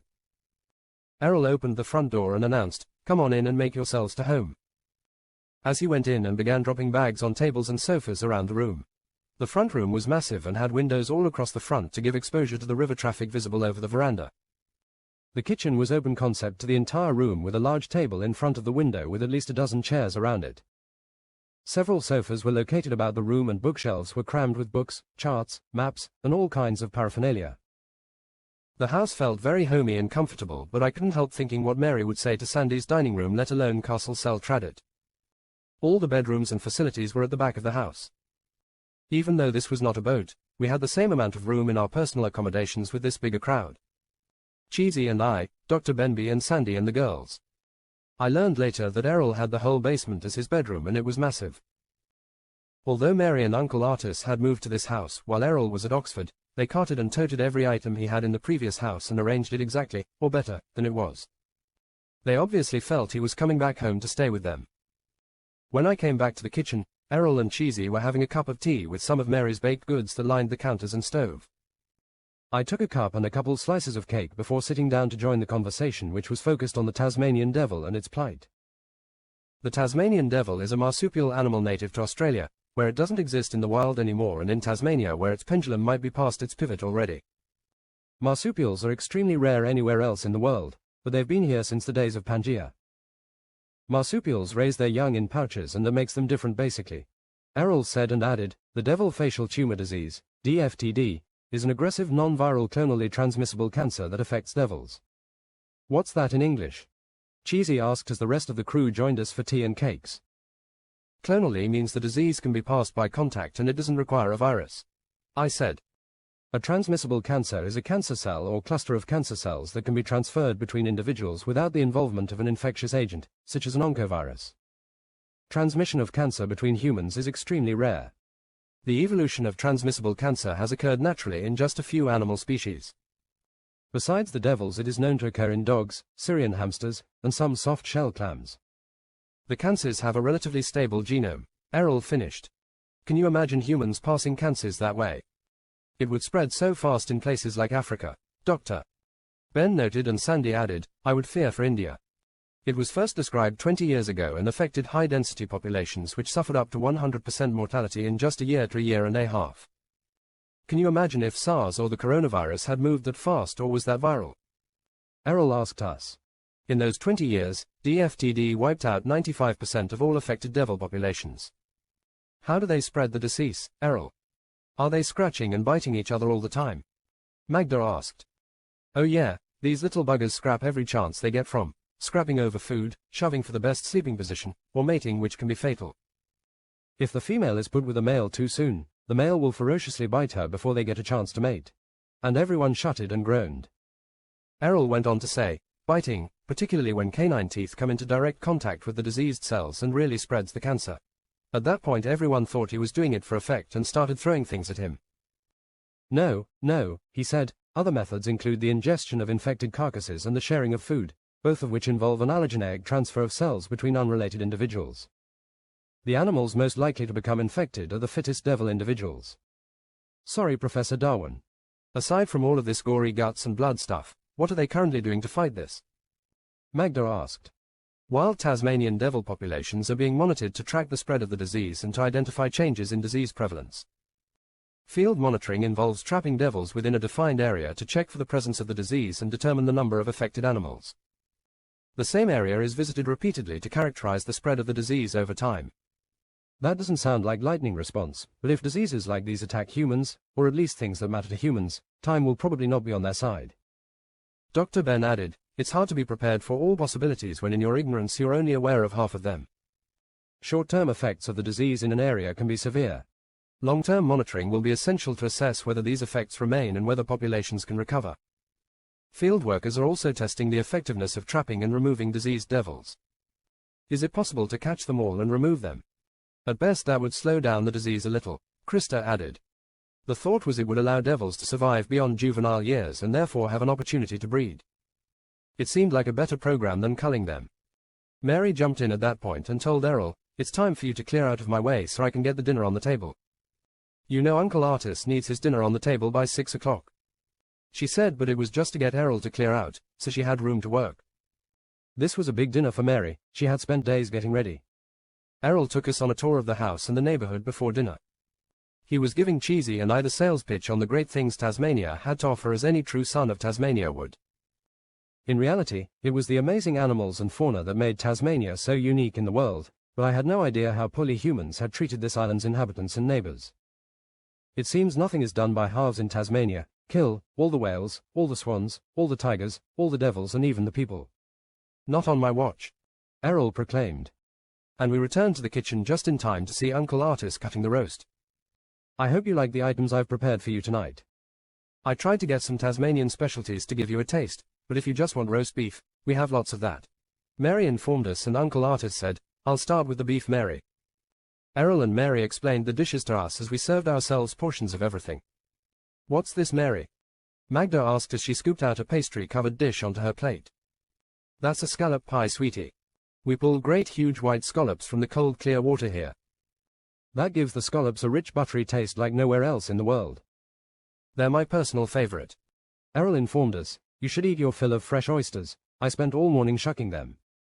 And he passed the tray over to Krista, who was motioning for them. I love oysters and seafood in general. I don't think any cell tradit was a vegetarian. Mary told us, the Flinders Island lamb is from the island of the same name. The meat pies are a Tassie favorite and baked all over the island. We use only Cape Grim beef mixed with savory spices and wrapped in pastry. I hope you like these because I made tons of them and froze them for your trip. They're a really handy snack when you're in the bush, aren't they, Artis? Tassie is famous for butter and cream too, Uncle Artis contributed. And Uncle Artis has a weakness for the fudge and truffles they make in the specialty chocolate shops in Hobart. If you ever want to get on Uncle Artis' good side, slip him a bar of fudge or box of truffles. They won't sell to him.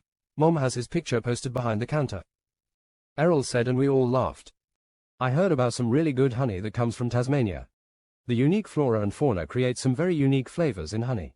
Magda said, and Mary replied, "Oh yes, the leatherwood honey from the Cradle Mountains and Blue Hills honey from the Tarkine. My mother told me when I was young that the Blue Hills honey had magical powers. The bees are highly selective of the flowers they choose, and this gives the honey a chemical that leaves you with a slightly euphoric feeling. Many people swear by it for aches and pains. They even use it daily in their tea." Dr. Ben noted, "That's interesting.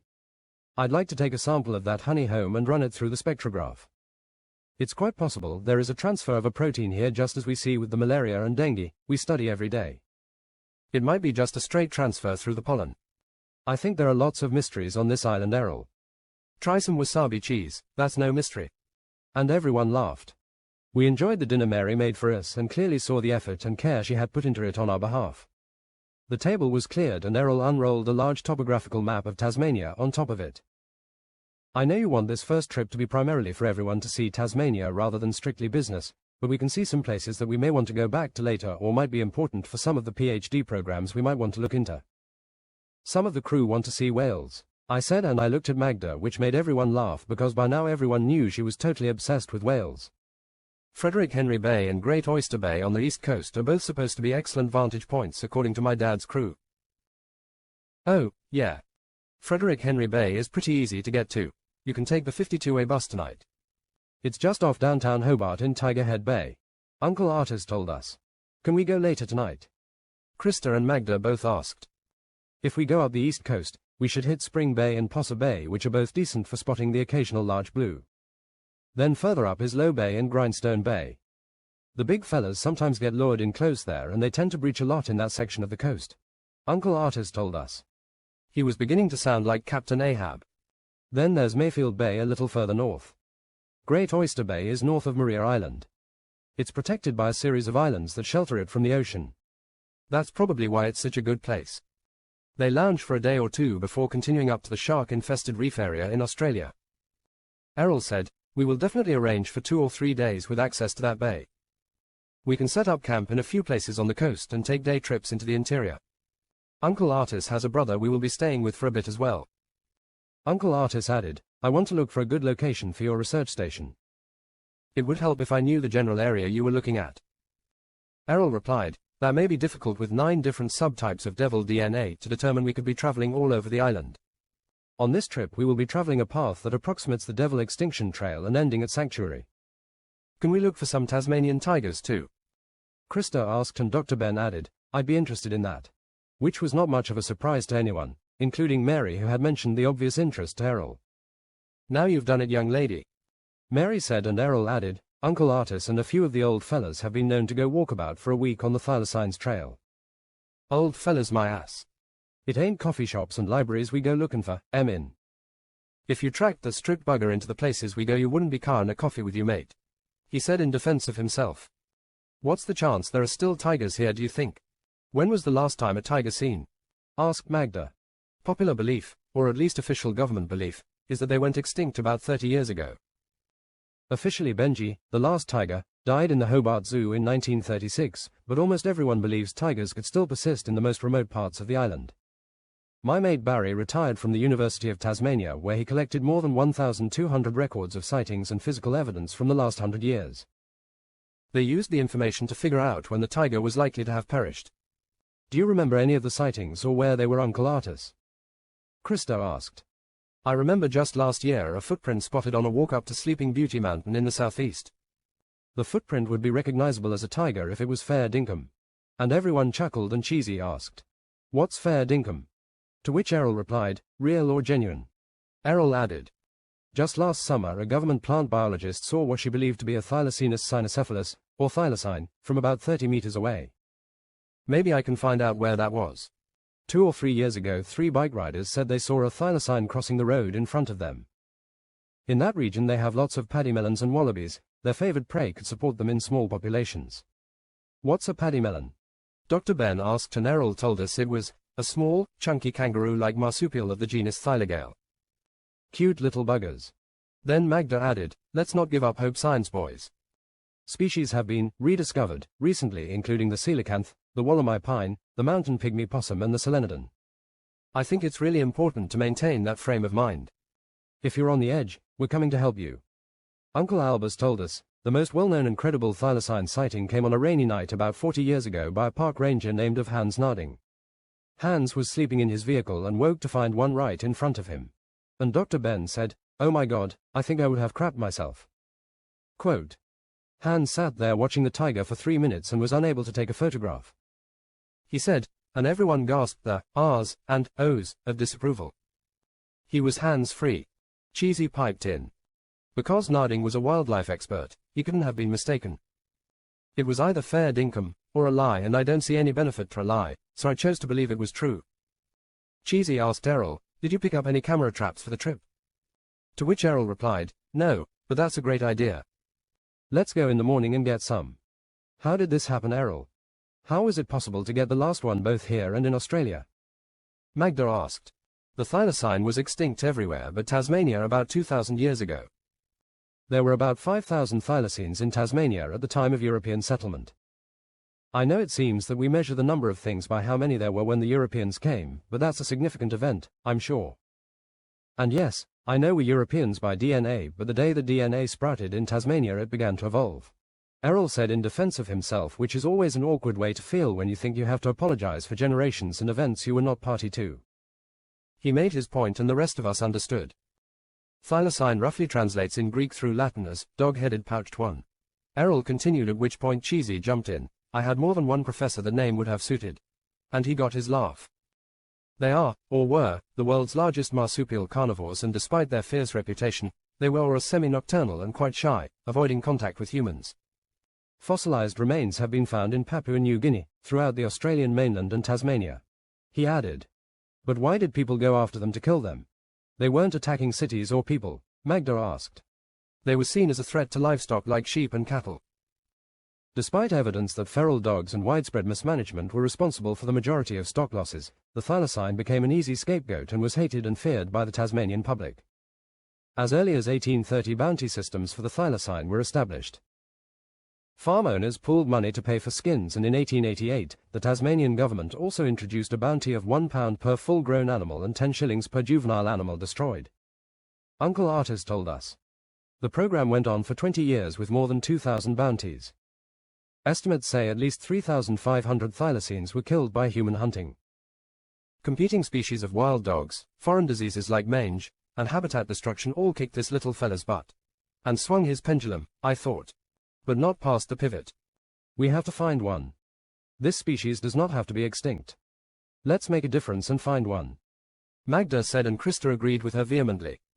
You're sitting with one doctor, 2 future doctors and a computer genius who can make that happen in the next few years whether we find one or not. To which Dr. Ben, Errol, Cheesy and myself gave a thump on the table which conveyed a commitment to do it. Everyone else thumped the table and Magda announced, "Count the science boys in Krista." With that, Uncle Artis announced he was loading up the truck to go down to the bridge on the river to do some whale watching, and was there anyone who wanted to go with him. Of course, he knew the girls were chomping at the bit to go. Mary told them, "The bag by the door has the coffee and sandwiches, make sure you don't forget them." That was the way Mary said things. She would never say, "Remember," she would always say, "Don't forget." It seemed that by phrasing it that way she made it your obligation, and damn it, you better not forget.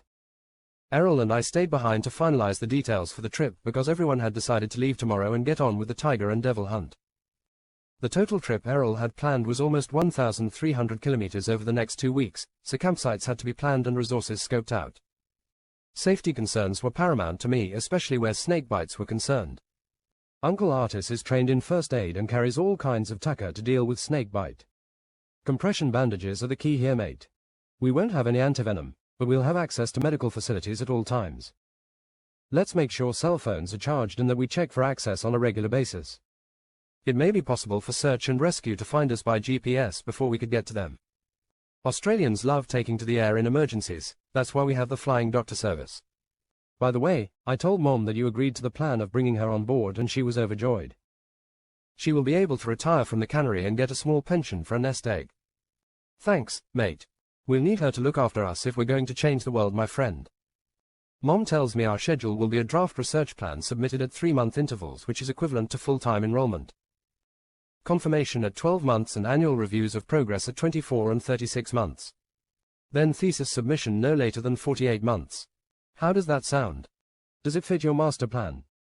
To which I replied, indeed it does. It was late when the group returned from whale watching, but they were full of exuberance.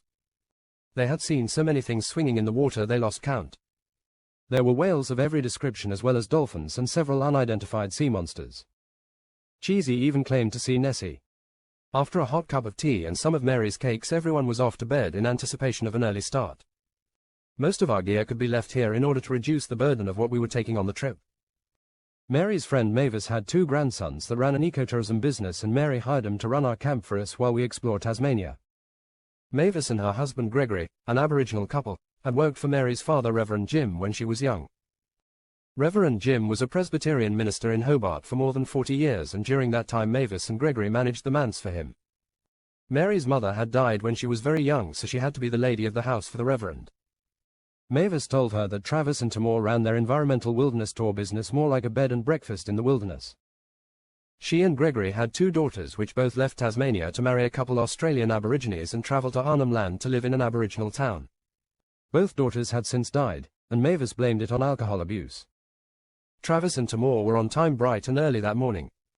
It was a beautiful day to set off, nice and sunny but with a cool breeze.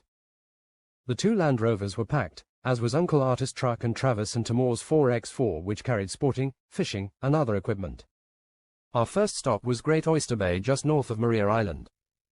Uncle Art's brother Arthur lived in a house on 9 Mile Beach. The plan was to camp on his property for a couple days watching whales, visiting the local sites, and enjoying one of the best beaches in the southern hemisphere. We took the A3 to Oxford Beach, where Maria Island forms a rather large, sheltered inlet with the mainland. Magda had read that this was a place where whales tend to congregate, so the girls had their eyes peeled as we crossed the bridge, and in fact, any time we were in sight of water they were on high alert. We continued on the A3, or the Tasman Hoy as it was called locally, north to the little Swamport area rather than continue onto the coast and then turn north. Mayfield Beach gave us a grand vista view of Great Oyster Bay, so we stopped and enjoyed some lunch before continuing north through lush and bountiful farmland to the end of the bay. The town of Swansea was ideally located among the farmland, hills, and against the ocean bay, which was protected by the Freycinet Peninsula from the ocean. Dolphin Sands, located at the end of the bay, lined 9 Mile Beach, the bay's northern limit. Beyond that, at the end of Freycinet Peninsula, was Schouten Island. They formed the outer arm of the bay. Magda said it was like they had their arm around the mother whales and their babies protecting them while they were in the cove. Uncle Arthur's property was almost at the end of the beach near the conservation area. He was standing in front of his house with a beer in his hand and a slab on the ground beside him. "Good day. Get a cold beer down your neck," he shouted as we drove up and raised his hand in the air. Uncle Arthur was in the Australian Army for most of his adult life until he retired a couple of years ago. Most of his career was in search and rescue in the top end from his home in Darwin, where he was a helicopter pilot. Travis and Timor began a sweep of the property to look for any dangerous snakes before they set up camp. Uncle Arthur had 2 extra rooms, of which one was assigned to Magda and Krista, while Dr. Ben and Sandy had the other. We made Sandy promise to tell us a Hindu story at the campfire tonight, and he agreed and said he would pick a doozy, a new word he learned from Timor. Once introductions were made all around, we began setting up camp and emptying the Land Rovers. More than half the first slab of beer had been consumed in the process, so Uncle Arthur went to the shed to get another one. The tents were set up on either side and well back from a huge fire pit. Travis put a large square mesh of steel on top of one half of the fire to use as a barbie, and a huge pot was placed on the other side to be used for the boil. Uncles Artis and Arthur began pulling out shellfish from the shed in bins, including some of the biggest lobsters I'd ever seen. Timor called the big shrimp yabbies, and said they were great wilderness tucker, but I'm sure these were saltwater shrimp, not freshwater. While the uncles got the barbie underway, Travis and Timor gave us a talk on which animals we had to watch out for while in Tasmania. Let's start with the snakes. That's usually what tourists are most afraid of in Australia. On the mainland, there are almost 100 snakes that can kill you and half a dozen of the most venomous critters on the planet. But this is Tasmania. Being cut off from the mainland means we have a different variety of animals, including snakes. Travis told us. Timor added, "If, and when, we come across these fellas, I will catch them and show them to you. Don't approach them, or my grandmother says Mary will have my balls." And everyone laughed. The land snakes here are led by the tiger snake, Notechus scutatus, but we also have the lowland copperhead, Australaps superbus, and the white-lipped snake, Drysdalia coronoides. That's it. Only 3 in species, but we make up for that in quantity. But the laugh was not quite as loud as he was expecting, and a couple of coughs came in at the end. Tiger snakes, despite their name, do not have stripes, and all of these snakes can vary in color, so describing them to you is futile. You can look them up on the internet, but again, patterns and colors will vary. The most reliable way to tell is by the middle head scale width, but don't get that close. Basically, any snake you come across, big or small, head the other way. Travis instructed us. Tamor added, snakes aren't particularly fast here. Paddle to the metal is the same speed as a fat fella heading to the buffet. They're great swimmers though. They go like buggers in the water after eels, fish or frogs. I could tell Tamor and Cheesy were going to get along well, they both had the same sense of humor. Snakes depend on external sources of heat to raise their body temperature enough to become active or digest food, which means you may come across them sunning themselves on rocks. Later when it gets hot, they'll be under those same rocks. Travis told us. Tiger snakes and lowland copperheads can both be active on warm nights, so carry a torch when going walkabout at night. Dr. Ben added, did you know that venom is highly modified saliva, and in some species of snakes it's crucial to digestion? Venom isn't designed specifically to kill people, however even dead snakes can be dangerous, because venom can crystallize within the fang of a dead snake and remain potent for years. OMG, even a stuffed cobra? Sandy asked, to which Dr. Ben replied, yes, the snake in the actual case I was referring to was a cobra which had been stuffed almost 3 years prior. A freshly dead snake would have venom in its fang canals for sure. In all of Australia, over the last 10 years, there have been 4 deaths from just over 100 confirmed envenomations. Tiger snake venom possess potent neurotoxins, coagulants, hemolysins, and mycotoxins. Travis told us. What does it feel like if you get bit? Krista asked, and Travis told her, localized pain in the foot and neck region, tingling, numbness, and sweating, followed by a fairly rapid onset of breathing difficulties and paralysis. Tamor said, the old fellas used to say, don't treat a tiger bite, then your chance is sun and moon, which to them meant 50-50. Dr. Ben noted, if someone does get bit in Africa, we use the pressure immobilization method to inhibit the flow of venom through the lymphatic system. Broad, thick bandages are applied over the bite, then down and back along the limb to the armpit or groin. The affected limb is then immobilized with a splint. Travis confirmed, that's right Dr. Ben, and here identification of the venom is not necessary because the same antivenom is used to treat all Tasmanian snakes bites. The availability of antivenom has greatly reduced the incidence of fatal tiger snake bites. The venom of lowland copperhead contains postsynaptic neurotoxins. Only 1 fatality has been recorded due to that snake. Dr. Ben added, postsynaptic neurotoxins are known as alpha neurotoxins and bind to the nicotinic acetylcholine receptor, resulting in the prevention of nerve transmission, leading to death from asphyxiation. And everyone looked at him like he had just spoken a foreign language. He concluded, what? I like to know my enemy. Errol jumped in, presynaptic neurotoxins have been used for the treatment of migraine headaches and cerebral palsy. Even snakes have something to contribute to man. But think about it, a venom that can target neurotoxin release could have big impact, especially if we knew more about the brain. Snakes don't have ears and can't hear sounds, so walk around like you're an elephant. Sandy advised. And remember, babies are just as dangerous as their parents. Believe me, we live with snakes in India. In the category of sea snakes, we have the ocellated and the yellow-bellied sea snakes predominantly. Sea snakes are most unlikely to bite you unless you sit on them. However, if you do sit on one and get bit in the ass, the venom is highly potent, like all sea snakes. Yellow-bellied sea snake venom contains several different neurotoxins and 2 other isotoxins. And nobody is going to suck the venom out, Travis informed us. The subcutaneous LD50 of the venom is 0.067 mg per kilogram, and the venom yield per bite is 1.0 to 4.0 mg according to the internet. Dr. Ben added, what is LD50, Dr. Benby? Cheesy asked, and he replied, LD50 is the median lethal dose of something. So, all you need is 0.067 and a bite can be up to 4.000. Oh, you don't need artificial intelligence to know you're dead many times over. Quote. What does it feel like? Krista asked, and Cheesy jumped in, to be dead. Don't you know? And she smacked him, but he got the laugh he was after. Sea snake venom can cause damage to skeletal muscle with consequent myoglobinuria, neuromuscular paralysis or direct renal damage. Dr. Ben read from his screen. There is antivenom for sea snake, but if it's not available, tiger snake or polyvalent antivenom is used. No deaths have been recorded from sea snake bites in Australian waters. Uncle Arthur told us.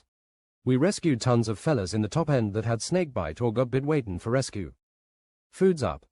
Uncle Artis yelled, and we all headed for the cold slab Uncle Arthur just set out before helping ourselves to lobsters and shrimp. The sun was just starting to set as we brought our food around the fire. Magda yelled, "Look, whales!" And she pointed out to the bay where several whales were swimming alongside each other and further out several others were breaching. There must have been a dozen whales involved and they continued to frolic until the sun went down.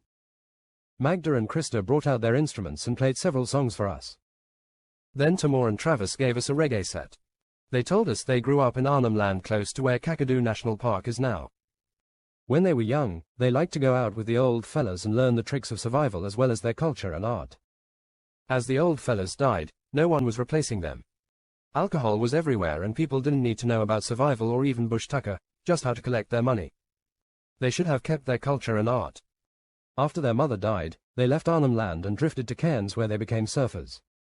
Timur won a couple of cash events, but for Travis, the big wave never came, as Timur told us. Travis did, however, earn some cash playing sets in the bars and nightclubs of the tourist area. Eventually they tired of the surfing and the bar scene and came home to Tasmania to live with their grandparents, Mavis and Gregory, to see if they could rekindle their family feelings. "Do you think the whales have gone, Magda?" Travis asked. "I don't know, perhaps back out to the ocean. They're mammals, so they must come up for air at some point. I don't know how long they can stay down. It depends on the species, I guess." Travis went to his truck and returned with a hydrophone, an underwater listening device. He hooked it up to his laptop and then went to the water and placed a silver disc below the water level but suspended from the bottom. The whale produces sound waves that move like ripples. Their speed decreases with increasing depth as the temperature drops, causing the sound waves to refract downward.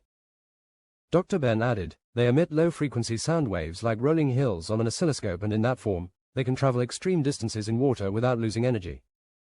In fact, researchers have found they can travel more than 10,000 miles in some levels of the ocean." Magda said, "There are so many different sounds that whales can make and so many different types of whales as well as other sea mammals. When I listen to the wolves at home, I know their language. I want to learn the whale language so I can understand them.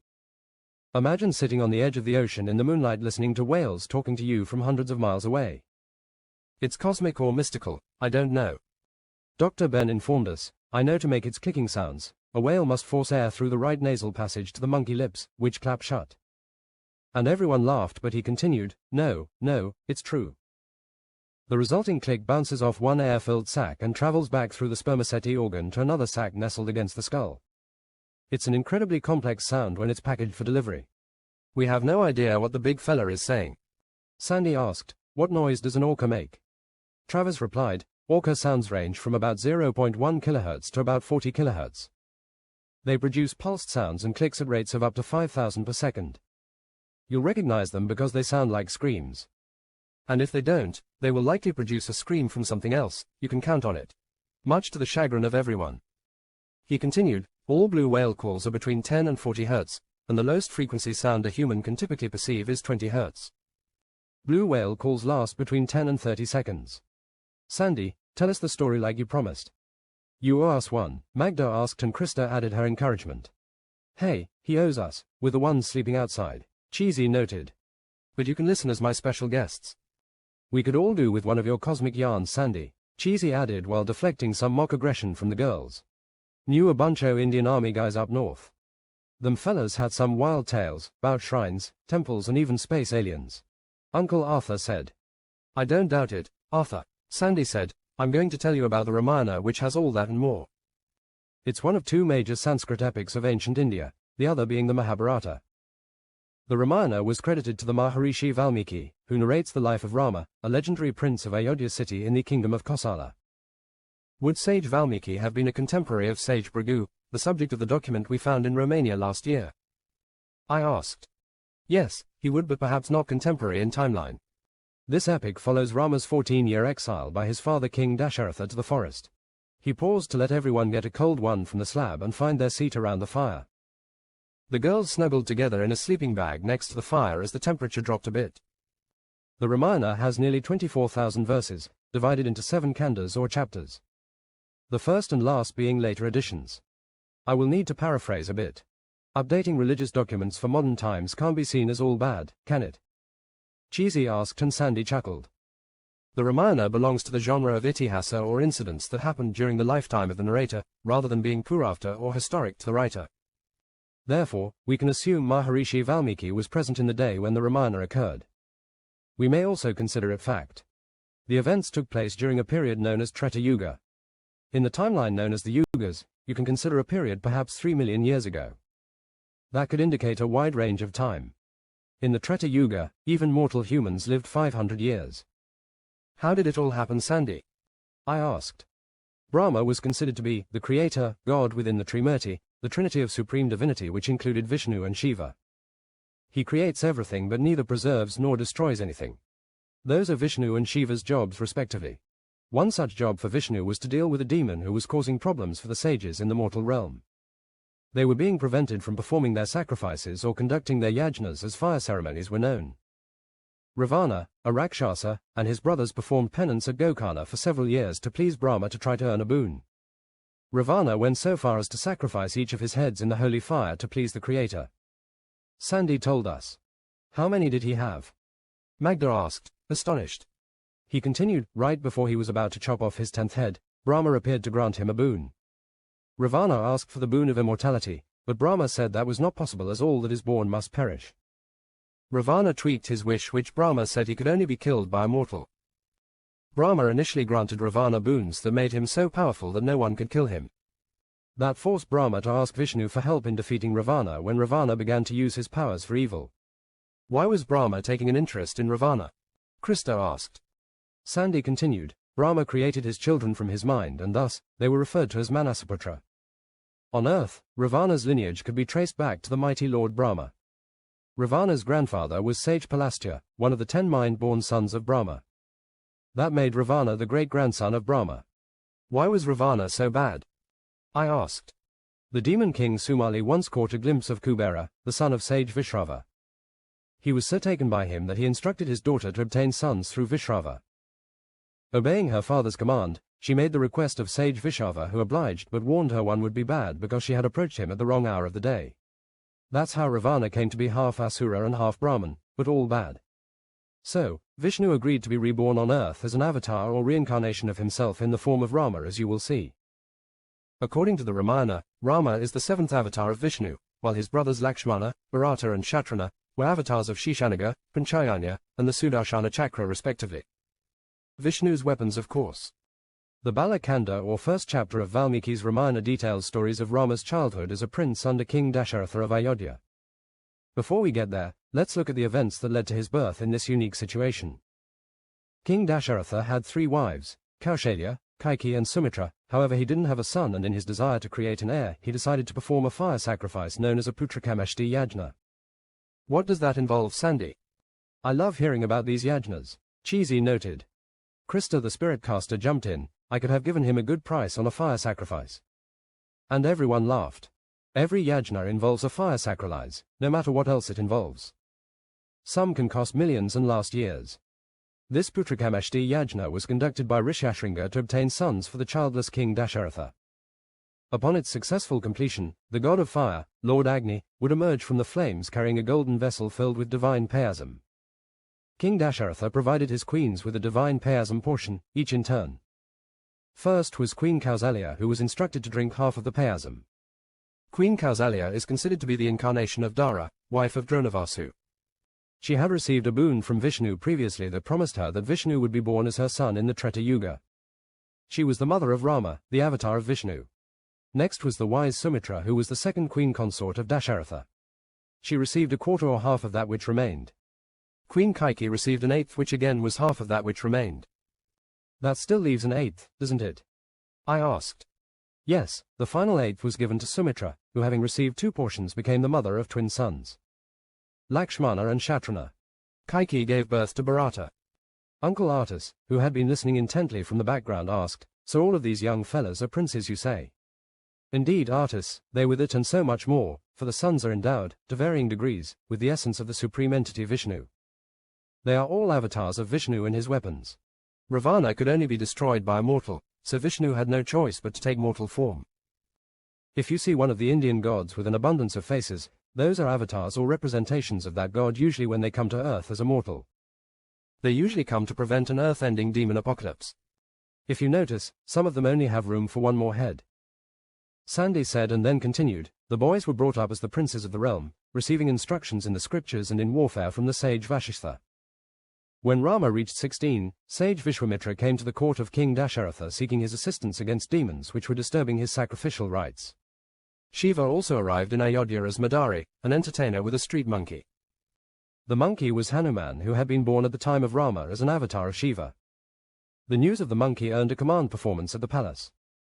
Shiva, as Madari, was blissful on seeing Vishnu in child form. Rama was impressed by Hanuman and wished the monkey for himself, which Shiva was only too happy to comply with. Cheesy interrupted, "If you were a monkey, Sandy, I'd want to see you." And Krishna asked, "Anjana was Hanuman's mother, right?" Quote, "Yes, and she was a big fan of Shiva, so she happily gave her child into his custody for the deception." Rama was impressed by Hanuman and wished the monkey for himself. That was a request Shiva was happy to comply with. Hanuman was then a companion of Rama until Hanuman left Ayodhya and joined the services of Vali and Sugriva of Kishkinda, the monkey kingdom. That, however, is a story for another day. Sandy took a drink then continued. Sage Vashistha was known for his feud with sage Vishwamitra. Sage Vishwamitra coveted Vashistha's divine cow Nandini, who could fulfill material desires. Sage Vashistha destroyed sage Vishwamitra's army and sons. Vishwamitra then acquired weapons from Shiva and incinerated Vashistha's hermitage and sons. The battle was fought because King Bharata appointed Vashistha instead of Vishwamitra as his main priest. Sage Vishwamitra took severe penances for thousands of years and became a Brahmarishi. He eventually reconciled with sage Vashistha. Sandy told us. 1,000 years of penance. How long can sages live? Magda asked. Some are immortal, it varies. Getting back to the story, when sage Vishwamitra comes to King Dasharatha for help, the boys are 16 years old. Vishwamitra chooses Rama, who is always followed around by his brother and shadow Lakshmana. Lakshmana will be Rama's constant companion throughout this story. Before going after Ravana, sage Vishwamitra provides Rama and Lakshmana instructions, as well as supernatural weapons to destroy the demon Tataka and many other demons they will meet along the way, sealing their greatness at an early age. Who is Tataka? Krishna asked. In the forest, there was a broad class of nature spirits known as the Yakshas. They were usually benevolent, connected with water, fertility, trees, the forest, treasure, and wilderness. A Yaksha named Suketu granted Tataka's mother a daughter with the strength of 1,000 elephants named Tataka, but not a son. When she became of age, Tataka was married to Sunda, and gave birth to her own son named Maricha. Tataka and her children, Maricha and Sabahu, would harass and attack sages while they were performing their various yajnas in the forest. They attacked the seer Agastya, who cursed Marika to become a Rakshasa and cursed Tataka to become an ugly man-eater. Rama was sent to deal with Tataka. To attract Tataka, Rama simply twanged his bowstring, and she was on him like down on a duck. Rama shot and killed her with a single arrow to the chest. After Takata's death, Maricha ran off to Lanka to tell Ravana what has just transpired. You haven't heard the last of him though, Sandy told us and took a breath. He turned Maricha into a Rakshasa. Uncle Arthur inquired. Rakshasas were a race of mostly malevolent beings that resided on Earth, but possessed supernatural powers which they used for evil acts like disrupting sacrifices or eating humans. Many sages found themselves in vendettas with Rakshasas. The Rakshasas were a populous race of both good and evil. Powerful warriors, expert magicians, and amazing illusionists. As warriors they fought alongside the armies of both good and evil. As shape changes, they could assume different physical forms. As illusionists, they were capable of creating appearances which were real to those who believed in them or who failed to dispel them. Cloud the mind, Magda said matter-of-factly. Some man-eater Rakshasas made their gleeful appearances when the slaughter on a battlefield was at its worst. Sandy added. In another part of India, not known to Rama, Janaka, the king of Mithila, was out ploughing his field, as kings often did in those days, when a female child appeared in the deep furrow dug by his plough. Uncle Arthur interjected, "That's not where the little blighters come from in the top end, Sandy," in his best Aussie accent. Nevertheless, he was overwhelmed with joy at the miraculous gift of the gods. The child was named Sita, which is the Sanskrit word for furrow, and of course, Sita grew up to be a woman of unparalleled beauty and charm. Reminds me of my own adolescence, Krista informed the crowd. Sandy continued, with a princess so beautiful, the king needed a valiant suitor to earn her hand. He had to get rid of weak suitors, so he set a high standard for winning Sita's hand. He declared, "Whomsoever can hold and string the mighty bow of Shiva will win this princess." The king held a contest to see who could lift and wield a heavy bow that had been presented to his ancestors by Lord Shiva. The bow, known as the Pinaka, was the celestial bow of the deity Shiva. He used the bow when he was Tripurantaka, an avatar. The bow was given to Janaka's ancestor, Devarata, after he fought for them in a battle against the demons. It had since been kept in the king's family and was worshipped as if it was Shiva himself. A real King Arthur kind of test, Magda noted. And Lord Shiva none the less. In this case, the victor would be allowed to marry Sita. Sage Vishwamitra took Rama and Lakshmana to the town of Mithila to show them the bow. Of course, Rama lifted it up right away and goes on to wield the bow with such strength that he draws the string back and it broke. Rama not only won the hand of Sita, but it was a 4-for-4 deal with marriages arranged between the sons of King Dasharatha and the daughters of King Janaka. Rama married Sita of course while his brother Lakshmana hooked up with Urmila, Bharata tied the knot with Mandavi and finally, Shatrughna took his nuptials with Shrutakirti. 4 arranged marriages for the price of 1. Krista said, "Can you imagine the dowry?" The weddings were celebrated with great festivity in Mithila, but when the partying was done, the marriage party returned to Ayodhya. Rumours started to surface that King Dasharatha wanted to crown Rama king and the Kosala assembly and all the king's subjects expressed their agreement. That was too much for King Dasharatha's second wife Kaikeyi, who wanted her son to be king. Errol jumped in, "There's always a strong mother behind a successful son." Or so I've been told, and everyone laughed but no one laughed harder than his uncle Artis.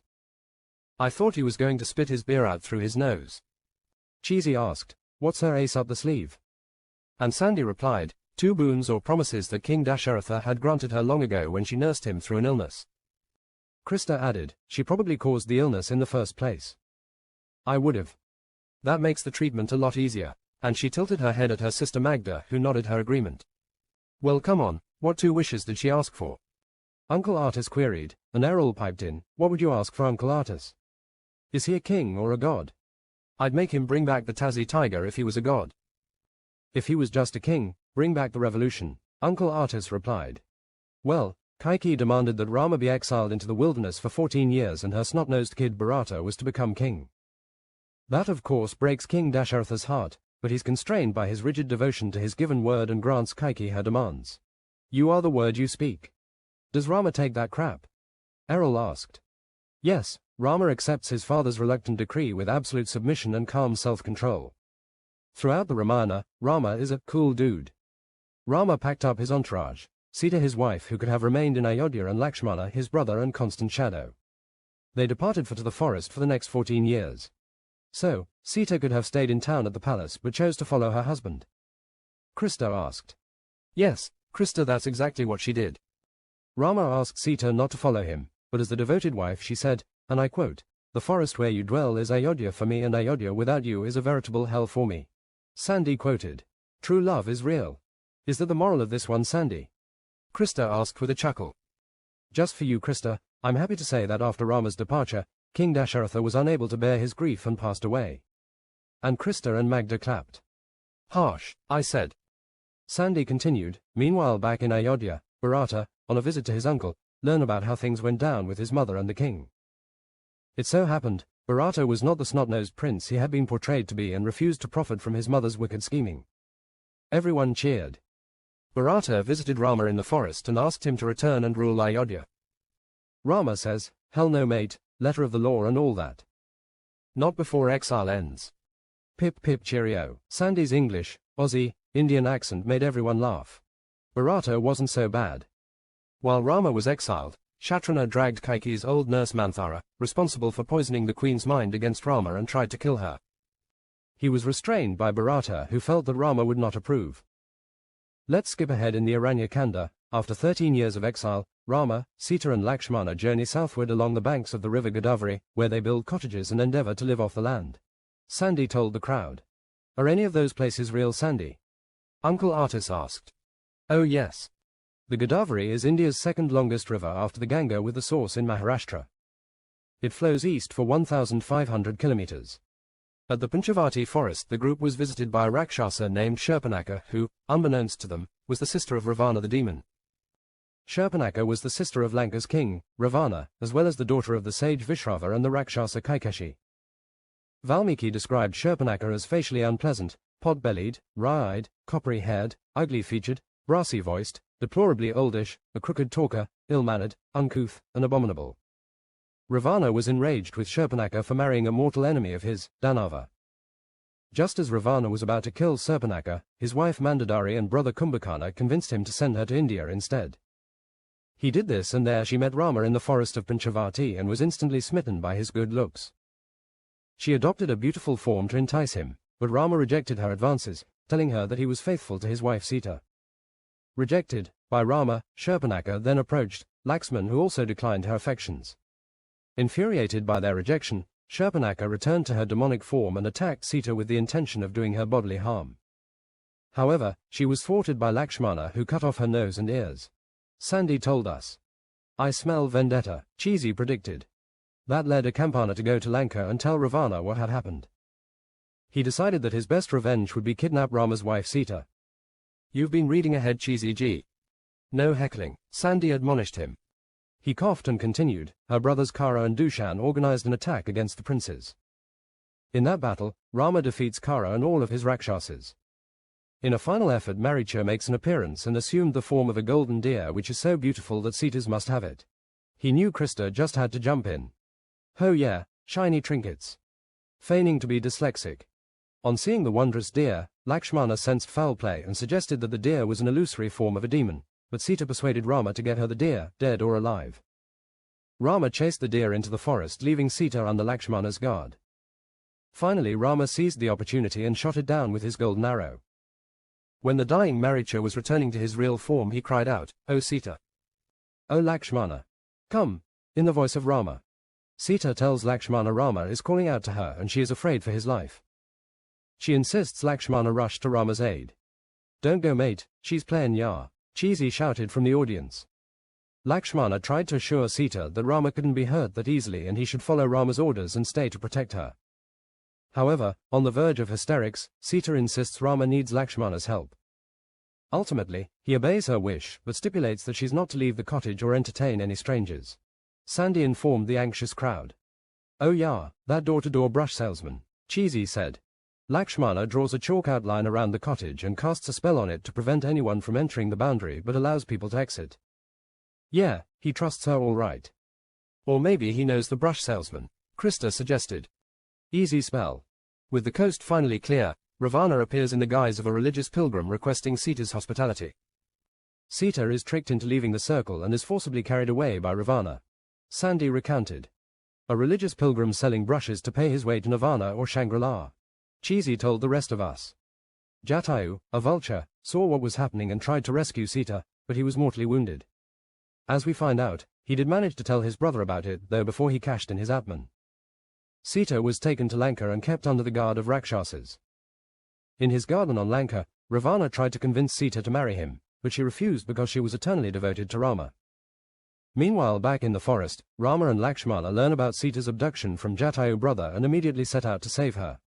During their search for Sita, they encountered Kabanda and Shabari. Sandy sat back and took a drink from his stubby. Kabanda was a Rakshasa who was killed and freed from a curse by Rama and his brother. In reality, Kabanda was a Gandharva named Vishvavasu who was cursed to be an ugly, carnivorous demon Rakshasa by Indra, the king of heaven, and sage Ashtavakra. The brothers severed Kabanda's arms and cremated his corpse. Upon his death, Kabanda resumed his Gandharva form and directed Rama to the Rishamukha mountain. He told Rama that was where the exiled monkey king Sugriva was hiding from his brother Vali. Kabanda advised Rama to form an alliance with Sugriva, who would be of great assistance in the search for Sita.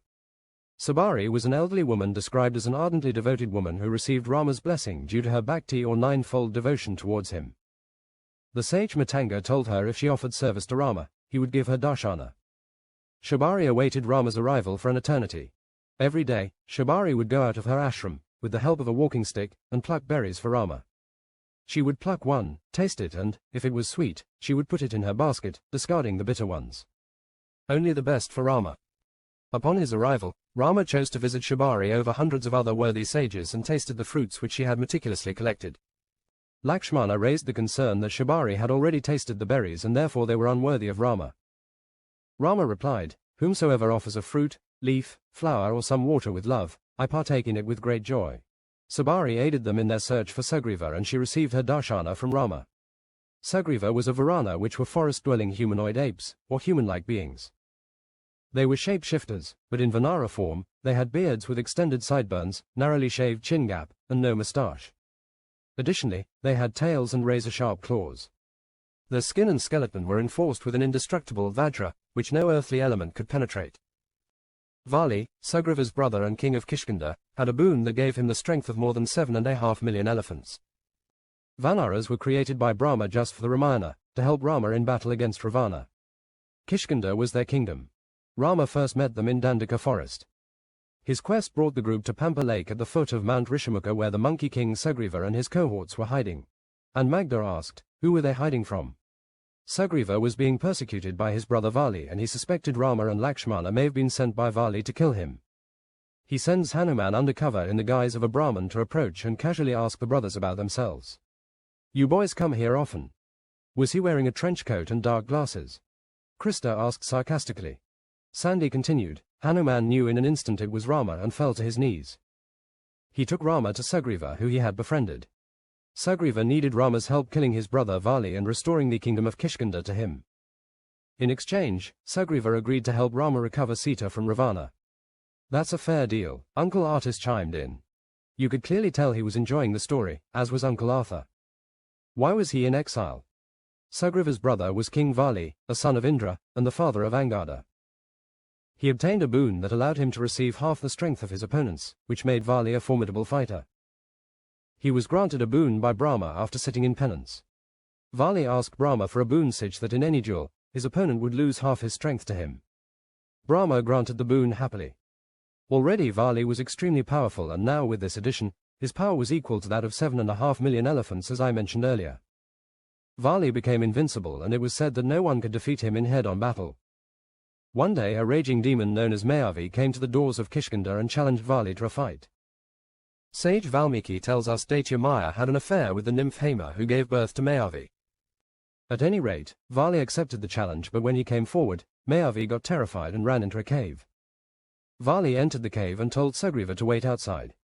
Vali didn't return, and Sugriva heard demonic voices from inside the cave, and there was blood oozing out. Sugriva mistakenly concluded that Vali was dead. Sugriva closed the cave entrance with a large boulder, returns to town and presumed kingship over Kishkinda. He not only took over as king, but married Tara, Vali's wife. Meanwhile, inside the cave, Vali killed Mayavi and returned home to Kishkinda. Upon seeing Sugriva acting as king, Vali thought his brother had betrayed him. Rejecting Sugriva's explanation, he not only reacquired Tara, but also seized Ruma, Sugriva's wife, in retaliation. Sugriva tried to explain his actions, but Vali wouldn't listen, so he ran off to Rishamukha mountain, the only place Vali would not be unable to follow because of a curse by the sage Matanga. Sandy told us.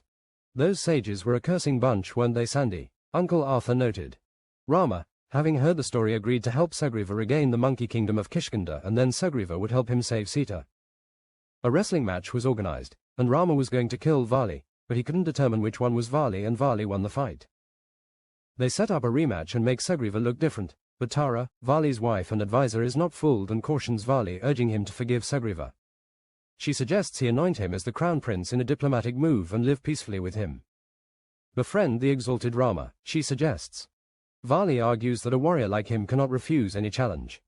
He promises to not kill Sugriva, but just crush his pride. While fighting, Rama shoots an arrow at Vali from behind, fatally wounding him. Nice shot, magic bow, of course, Krista interjected. In the back. You were right, Krista. Vali did not deserve to die. Rama had killed Vali, but blessed Vali that he himself would die of his arrow, which he would fire by camouflage when Vishnu took the incarnation of Krishna. Later on, Vali was born as Jara the hunter in Devapara Yuga to kill Krishna, the next avatar of Vishnu, in same way Rama killed him. Turnabout is fair play.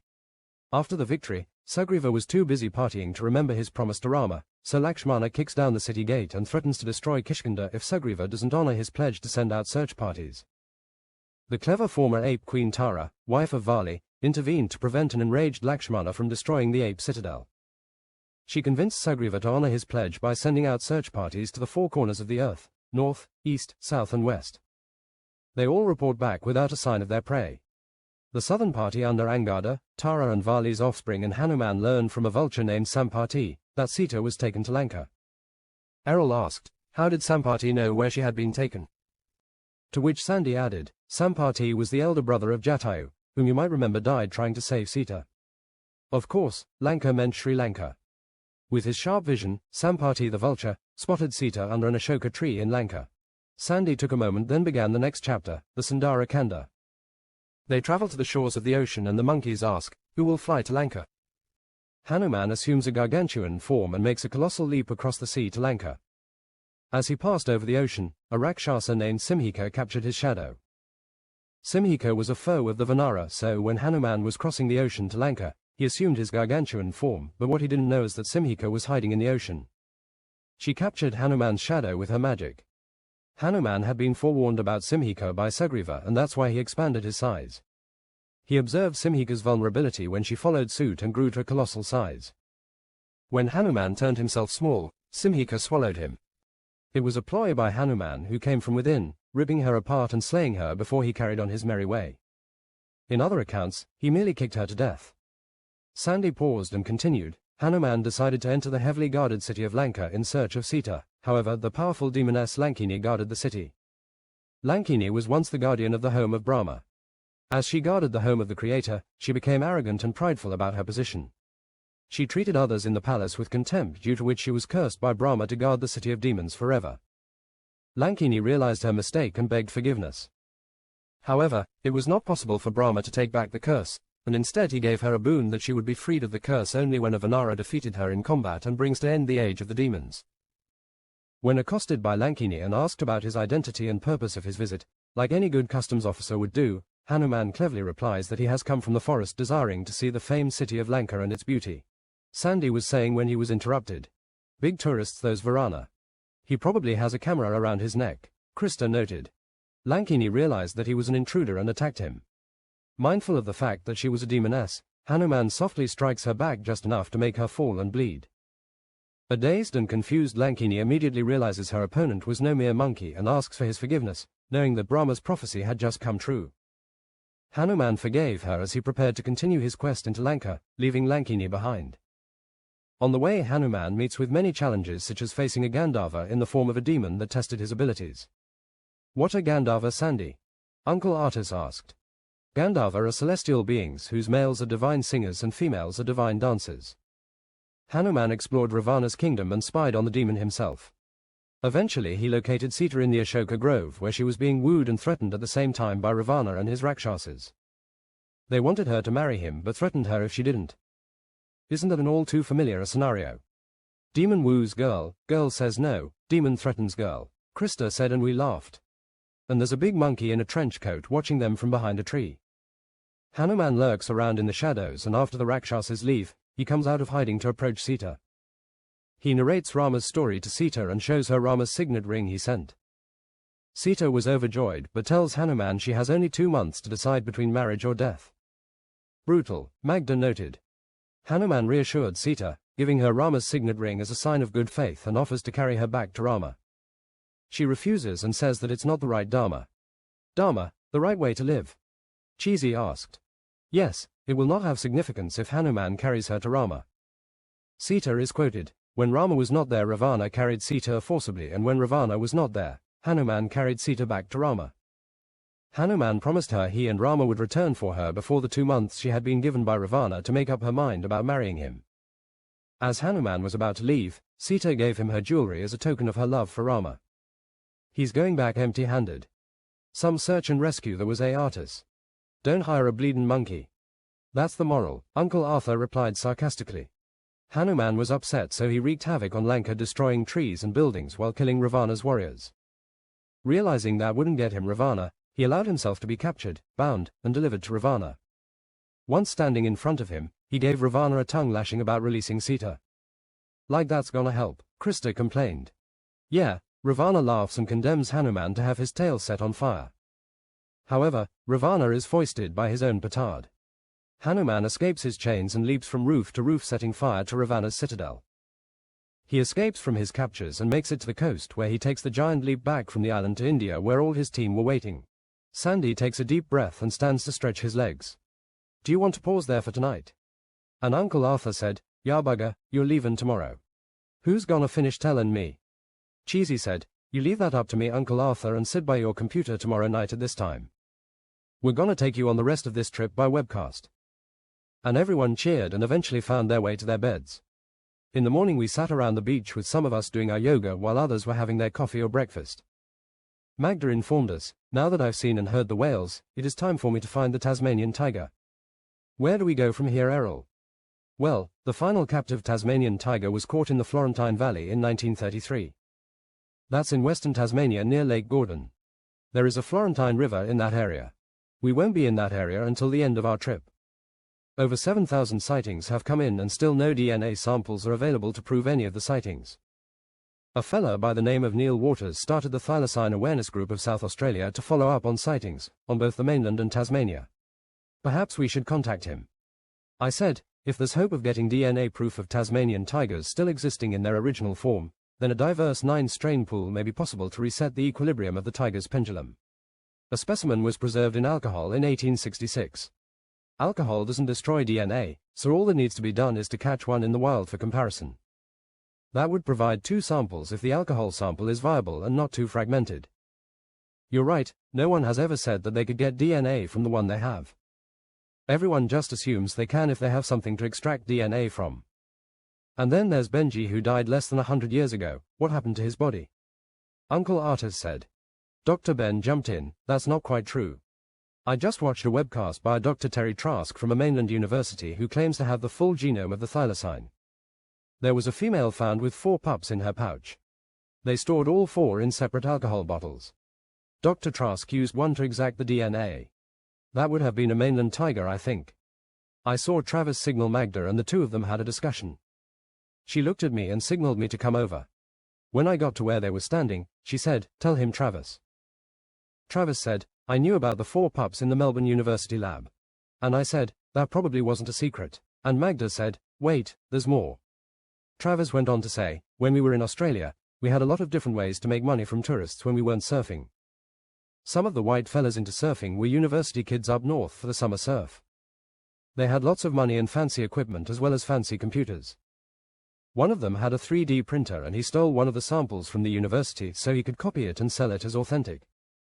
He just repackaged it in a bottle with some alcohol. Wow, what a scam. Nobody would open the jar because they'd think they were destroying it. Nobody could get DNA from it except a scientist, so why open it? Tourists would smuggle them out of the country and think they had a fabulous souvenir. How much did they get for one? $400 to $1,000 Australian dollars depending on the tourist. But here's the thing. I can get you the original still intact. If the others had DNA, then this one will too. He scanned it through the bottle. How much is the original going to cost me? I asked. Travis said, "Let me call my friend. He'll arrange to buy one and then substitute the real one in its place. I think $500 Australian dollars should ensure nobody is the wiser. Do it. If it's uncontaminated, it can be sequenced quicker or give us more good fragments. There are 3 billion letter codes in a DNA sequence, and it could be very fragmented after almost 100 years. I said. Magda asked, "What does this mean?" And I explained what it would take. We know they've used this animal to begin the genome sequencing at Melbourne University and had no luck finding any other samples. They took the Tasmanian devil DNA to fill the holes, but then found out the devil was not the closest living relative. That honor belongs to the numbat. Our best bet is to continue to collect samples, use the numbat as a filler and rebuild our own genome. The thylacine had a backward-facing pouch according to Dr. Ben. That could be important for several reasons if we're contemplating playing God here and introducing surrogates. Magda asked, could we use the one Dr. Trask has created? And I told her, yes, we could, but I don't know if we will have access to it through academic channels or not. Plus, that may give away what we are planning to do. Ultimately, if we can get a live sample or fresh DNA, then that would change the game totally. We rejoined the group and joined into the conversation. Everyone tries to capture them on trial cameras, and when they do, they debate for the next 2 years whether it was a paddymelon or not. Dr. Ben noted. Uncle Artis added, I don't think you need to go to specific areas because wherever there's forest, some paddymelons and kangaroos for tucker, then they can do well. There are lots of places in Tassie that don't have anyone to hear the trees fall. In fact, 3 years ago video was captured of a tiger in Hobart. Okay then, our next stop will be the Blue Tier Reserve to see the widest tree in the world. That's an extremely remote area in the northeast, Errol told us. We said our goodbyes to Uncle Arthur for now and promised to see him again soon. With our vehicles packed up we set out. "Don't forget me, Cheesy, I'll be hooked up and signed in," he said and waved a goodbye to us. We left Dolphin Sands and took the Tasman Hoy or A3 into Swansea. From there we followed the A3 to the A4 at Bacino, where we made a quick stop to see the epic blowhole, on the advice of Travis. The next stretch ran along the coast past pristine beaches and farmland for kilometre after kilometre. Our trail passed through the chain of lagoons, a picturesque transition from the ocean to the Elephant Pass Road which meandered back and forth as it climbed higher and higher. Scenic Street. Mary's was our next town before hooking up with the Esk Hoy to travel through beautifully manicured farmland all the way to Mathna. Can you just imagine at sunrise to see a tiger running across farmland to move from one forest tract to another? Magda asked. We all ran the image through our minds. Travis enlightened us on the local history. Mathna was an indigenous girl who lived from the mid-1800s, was adopted and later abandoned by the governor of Tasmania, Sir John Franklin. Mathna was born as Mary on Flinders Island to the chief of the Laurine tribe, Taugra, and his wife Wongonip. The tribe was captured by the chief protector of Aborigines in 1833. That's ironic, isn't it? Oh, this place, Magda said as she turned to look at Krista. Travis continued, Mary was renamed Mathna when she was 6 and adopted by Sir John, who was a famous Arctic explorer, and his wife the Lady Jane Franklin. Mathna was raised with Sir John's daughter Eleanor, but when he was recalled to England, he left Mathna at Queen's Orphan School in Hobart at the age of 8. She met a sad end at 17 when she drowned in a puddle while intoxicated. The town of Mathna was named after her. Dr. Ben added, and a very special mushroom was also named after her, the Entoloma mathani. Finding that mushroom 10 years ago opened up a whole new family of mushrooms and a general reclassification of many fungus. All of those mushrooms are only found here in this unique place. From Mathna we took the Plains Road to Ringarooma, on the Ringarooma River where they specialized in dairy farming. Branksome was a scenic little village we passed through next and then on to the Derby Back Road to Worldborough. Giant ferns started to appear in the forest and this change of habitat got us keeping an eye open for tigers, especially when Travis told us this heavily forested country was prime habitat for thylacines. St. Columba Falls was the scene of a famous sighting 25 years ago, when a local ranger reported spotting a tiger sitting on a rock ledge near the falls. It was just one of a dozen sightings in this region each year. Tamor added, it's only a half-hour drive to St. Columba from where we're camping. We can go for the day, plant a couple cameras and then return for them before we leave this area. And Krista voiced her approval at that plan. We can set some up around our camp too. Cheesy added, I have a couple I can access remotely from a decent distance. If we find a good overlook, we can plant a couple with infrared and Bluetooth Wi-Fi. How far can the Bluetooth reach? I asked and Cheesy answered, currently 100 feet, but I'm working to extend that with another computer. The camera on this unit is sweet and the infrared motion detection is fast, so we should get some crisp photos and video when we're not running it live. Resolution is 1296p. The Bluetooth wireless camera is IP66, which is a waterproof rating, so it can handle rain in this harsh environment. A smartphone app gives me full remote control. We left the main road and took the Lotter Road into the Blue Tier Wilderness to get to the Blue Tier Giant Walkway. Uncle Artis had definitely purchased the right vehicles for us if this was typical off-road Tasmania. Mushrooms were everywhere in the forest leaf litter and on the trees. Leeches seemed to like this wet environment as well. The one tree in particular that I wanted to see was the Blue Tier Giant. It's the most massive tree in Tasmania with an estimated volume of 290 cubic meters. After an hour of downhill travel through forest that seemed primitive to me with giant ferns, mosses, and flowering plants, we entered a Jurassic Park environment. We finally came upon the giant standing there in all its majesty. That was one big toothpick and Magda asked if I was going to take a core sample. I'm sure she didn't believe that, but a DNA sample would be awesome, so we looked around on the ground. The trip back to the cars took us a little longer than the trip to the tree, so by the time we located our camping spot it was late afternoon. The first step in setting up our 4-day camp was to have Travis and Tamor scan the area for snakes before we even got out of the vehicles. A threat from Mary was obviously something to be taken seriously. Errol told us about the Blue Tier Reserve as we set up camp. It's pretty big, mate, at 85 hectares of habitat for rare and threatened species like the eastern quoll, Dasyurus vivarinus, the spotted-tailed quoll, Dasyurus maculatus, and the Tasmanian devil Sarcophilus harrisii. This was the area where the devil facial tumors got their early start. And don't forget Tasmania's largest endemic stag beetle, the Simpson's stag beetle, a threatened species also exclusive to this region. We brought out a scientist looking for them last year and spent 2 weeks babysitting him. I thought Tamor was gonna leave a snake in his bedroll, Travis said. Dr. Ben added, Something like devil facial tumors need something to trigger them or get them started in the first place. Whatever that was, it must be here. And Magda said, "That's a chilling thought, Dr. Benby. Thanks for that." Errol continued, "The Blue Tear Reserve is a glacial refugium with rainforest species dating back 65 million years to the supercontinent of Gondwana, when rainforests covered the landmass almost from one end to the other. That's a time even before Pangaea, when Australia and Tasmania broke off from India and set sail on the plate train for their current location."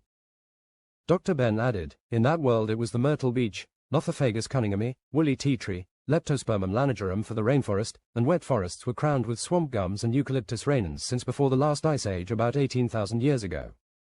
"Long before that, Dr. Ben," I said, and added, "Some trees from that period have been found on the Australian mainland near Sydney. Those were my trees, I thought. If I was ever going to do anything with plant DNA, it was going to be here. Trees, fungus, and animals. This place had the whole package for me. I was going to come back here and core some of these trees for their DNA someday. Certainly not the giant, but some of his younger siblings. I knew there was a story in those ancient trees. 4 of the world's 10 tallest tree species occur in eastern Tasmania, including the tallest angiosperm, the giant ash, Eucalyptus rhenans." I said. "What's an angiosperm?" Sandy asked. "It's a plant that has flowers and produces seeds enclosed within a carpel. The angiosperms are a large group and include herbaceous plants, shrubs, grasses, and most trees. The Eucalyptus ovata and Calitris oblonga communities are endemic to eastern Tasmania," I told him. Errol pointed out, "The canopy of old-growth tree hollows provide refuge for iconic birds like the Tasmanian masked owl, Tyto novahollandi, and the yellow-tailed black cockatoo, Calyptorhynchus funereus." And Krista added, "Owls are so much smarter than you think they are. I almost chose one before I found Thief." I said to Cheesy, "Ferns, mosses, and spectacular fungi thrive in this damp, dark, cool environment, and a multitude of invertebrates break down leaf litter and return the nutrients to Gaia. The fungi are of particular interest to me because we need to learn more about mushroom spores and why and how Lord Andrew used them in India to train karma." Travis said, "An abundance of marsupials like kangaroos, wombats, wallabies, ringtail possums, long-nosed potoroos, and echidnas are here. All the thylacine's favorite foods inhabit this area. The bird life is just as varied. According to Travis, we could see almost 100 species at some point in the year, from tiny honeyeaters, wrens, and robins mixed with larger species like terns, gannets, albatrosses, and oyster catchers." With camp set up and a fire started, it was time to get the evening meal underway. Cheesy, Dr. Ben, and Sandy went off with Timur to set up the cameras that Cheesy had acquired. He wanted to get them as far away from the camp as possible, but within reach of his remote control system so he could watch the live feed from camp. The rest of us prepared dinner and set up for the night's campfire. After the meal, Cheesy connected with Uncle Arthur for the conclusion of Sandy's story, but Magda and Krista had a surprise for him first. They had promised to learn Waltzing Matilda and play it for him. All went quiet as they began to play. Once a jolly swagman camped by a billabong, under the shade of a coolabah tree. And he sang as he watched and waited, till his billy boiled, "You'll come a waltzing Matilda, with me," and it was absolutely beautiful, with Magda strumming the melody on her guitar and Krista creating notes on her flute that seemed to weave themselves through the upper canopy. I can't help thinking if Magda were playing the cello, it would have been extremely haunting as it echoed through this forest glade. Cricky, I can't believe it. That was awesome, girls. The best version I ever heard, and we could see him wipe a tear from his eye. For an ex-army officer, he was a real pussycat. Is everybody ready to hear the conclusion of the Ramayana? Sandy asked, and everyone responded in the positive as they positioned themselves around the fire and got comfortable. Can you see and hear all right, Uncle Arthur? Someone asked, and as he confirmed we heard the tab snap on a cold beer. Pissed. In the next chapter, the Yudhakanda, our sage follows the war between the army of Rama and the army of Ravana. Having received Hanuman's report on Sita, Rama and Lakshmana proceed, with their allies, towards the shore of the southern sea on their way to Lanka. There they were joined by Ravana's renegade brother Prince Vibhishana, who was willing to fight against his brother. Vibhishana was the younger brother of Ravana, the king of Lanka. Though a Rakshasa himself, Vibhishana turned his back on Ravana owing to his dharma. Prince Vibhishana was portrayed as pious and pure of heart. After performing a penance to invoke a boon from Brahma, he begged the deity to always set his mind on the path to righteousness, and nothing more. He divulged the secrets of Ravana's army to make sure Rama was victorious in the great battle. How are they going to get to Lanka, Sandy? Krista asked in a voice she obviously saved for setting up the next exciting event. The apes, Neela and Nala, construct a floating bridge known as the Rama Setu across the sea using stones that could float on water. You can still see it today. Nila, who was the commander-in-chief of the monkey army, could get the stones to float on water by writing Rama's name on them. Twin brother apes, Nila and Nala, constructed the floating bridge. In their youth, these monkeys were very mischievous and would throw the holy icons worshipped by the sages into the water. As a remedy, they decreed any stone thrown by them in the water would not drown, thus saving the Murtis. Nala was the Vanara credited as the engineer of the Rama Setu. He was the son of the architect god Vishwakarma. The bridge is also known as Nala Setu or the Bridge of Nala. He paused for a moment. The princes and their armies crossed over the floating bridge across the ocean between Ramaswaram to Lanka. The conflict began in earnest. Then Sandy continued. During one particular battle, Ravana's son Indrajit hurled a powerful weapon at Lakshmana that badly wounded him. The feared for his life, but Hanuman knew how to cure Lakshmana. He assumed his gigantic form and flew from Lanka to the Himalayas, coming to rest on Mount Sumeru. He looked for an herb he knew could cure Lakshmana, but couldn't find it, so he decided to bring the entire mountain back to Lanka. "Wow, that's one big ass monkey," Cheesy said and whistled. Errol added, "He makes Godzilla look like a chimp." Sandy went on. Rama pursued Ravana in his chariot and fired golden arrows at him which turned into serpents as they reached Ravana. The arrows cut off Ravana's many heads, but the heads immediately grew back. "Many heads," Uncle Artus exclaimed, and Sandy corrected himself. "Oh yes, don't forget that Ravana had 10 heads. He was cutting them off for Brahma to earn a boon. I guess I didn't tell you they grew back." "Good catch, Uncle Artus, you're paying attention." The fight went on for days and right through the nights as Ravana shot hundreds of arrows back at Rama. They were engaged in a fight to the death. Matali, Rama's charioteer, watched the struggle and suggested to Rama, "To kill Ravana, you must use the dreaded arrow of Brahma, given to you by Agastya, which never misses its target. Sweet, magic arrow. Straight from Brahma, can't miss." "What the hell was he saving it for?" Cheesy exclaimed. Sandy confirms the arrow's potency. Rama shoots the divine arrow which pierces Ravana's heart and kills him. Everyone gave a cheer for Rama that turned into a chant, "Rama's good, Rama's great." Rama then installs Prince Vibhishana as king of Lanka. Out with the bad brother, in with the good brother. Upon releasing Sita from the garden and seeing her for the first time, Rama said, "The dishonor dealt to Rama and the wrong dealt to Sita by Ravana has been wiped out by this victory with the assistance of Hanuman, Sugriva and Vibhishana." Then Rama, Sita and his posse returned home to India and the monkeys returned to Kishkinda. Krista interjected, "Yeah, Rama seems like a guy who would refer to himself by his own first name. He didn't give his brothers any credit either." "Oh, what a happy ending," Magda said. Sandy replied, "I'm sorry Magda, but there is so much more to this story." "Ha, Sandy pulled an M. Night Shyamalan on us. What a twist," Cheesy announced. A few months after their return, Rama became somewhat suspicious of the character of Sita. After all, she had just spent time in the company of Ravana, a charming 10-headed demon. So, Rama decided to disown her and asked her to ply her trade elsewhere. Sita asked Rama why she was not abandoned when Hanuman came to her in Lanka. When she doesn't like the answer, she requests Lakshmana prepare a pyre for her to enter and prays to the god Agni. Sita enters the pyre to prove her conjugal fidelity. Eventually, the god Agni appears, in person leaving the burning pyre, carrying Sita in his arms, and he restores her to Rama, thereby testifying to her purity. Rama joyfully accepts her back as his wife. Everyone applauded. End one book, start the next. In the Uttara Kanda, sage Valmiki talks about Rama's reign of Ayodhya, the birth of his sons and the Ashvamedha Yajna. The time for Rama's exile to expire arrived and he returns to Ayodhya with Sita, Lakshmana, and Hanuman, where a great coronation is performed. Sandy paused and then continued, when asked to prove his devotion to Rama, Hanuman rips his chest open and on his chest is an image of Rama and Sita. For some reason that struck everyone's funny bone and a hysterical laughter went up. Rama ruled Ayodhya, where his reign was referred to as Ram Raja, or a place where the common folk are happy, fulfilled, and satisfied. One day while strolling through town, as kings often do, Rama overheard the conversation of a fisherman and his wife.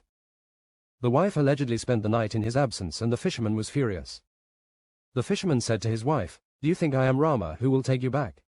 And he dispatched her. That upset Rama because Sita had proven to everyone that she was pure through the Agni Parvesh. When Sita got wind of the incident, she insisted on going into exile because Ayodhya was more important than she was. Sita was so self-sacrificing. Magda noted and feigned a mock tear and Krista pretended to comfort her. Rama tried to stop her, but she went with Lakshmana into the forest. In the forest, Sita found refuge in sage Valmiki's ashram where she gave birth to twin sons, Lava and Kusha. And before you can ask Krista, less than 9 months. Meanwhile, back in Ayodhya, Rama conducts an Ashvamedha Yajna, which is a holy declaration of the authority of the king. The Ashvamedha was a horse sacrifice ritual used by kings to prove their imperial sovereignty. A horse, accompanied by the king's warriors, would be released to wander freely for a year. In the territory traversed by the horse, any rival could dispute the king's authority by challenging the warriors accompanying it. After 1 year, if no enemy had managed to kill or capture the horse, the animal would be guided back to the king's capital. The horse would be sacrificed, and the king would be declared the undisputed sovereign of all the land the horse traversed. The horse to be sacrificed must be a white stallion with black spots. The construction of a special, sacrificial house, and a fire altar are focal points for the ceremonies. During the Ashvamedha ceremony, sage Valmiki brought Lava and Kusha to attend along with Sita in disguise. This actual ceremony was practiced many times in the 1600s. As a king, did Rama have to perform many yajna for which a wife was essential? Krista asked. Uncle Arthur interjected, what's a yajna? A yajna is a ritual performed in front of a sacred fire while chanting mantras, but it can have many other facets to it as well. When Rama's spiritual master told him to marry another wife, Rama flatly refused. He asked his spiritual master for an alternative and was told that a statue of pure gold could be substituted for his better half during a yajna. Sweet, gold always smooths things over though, doesn't it? Cheesy rhetorically asked. Not just one gold statue Cheesy, but every time he had to perform a yajna, he had to create a new statue. I guess gold is not reusable from a spiritual perspective.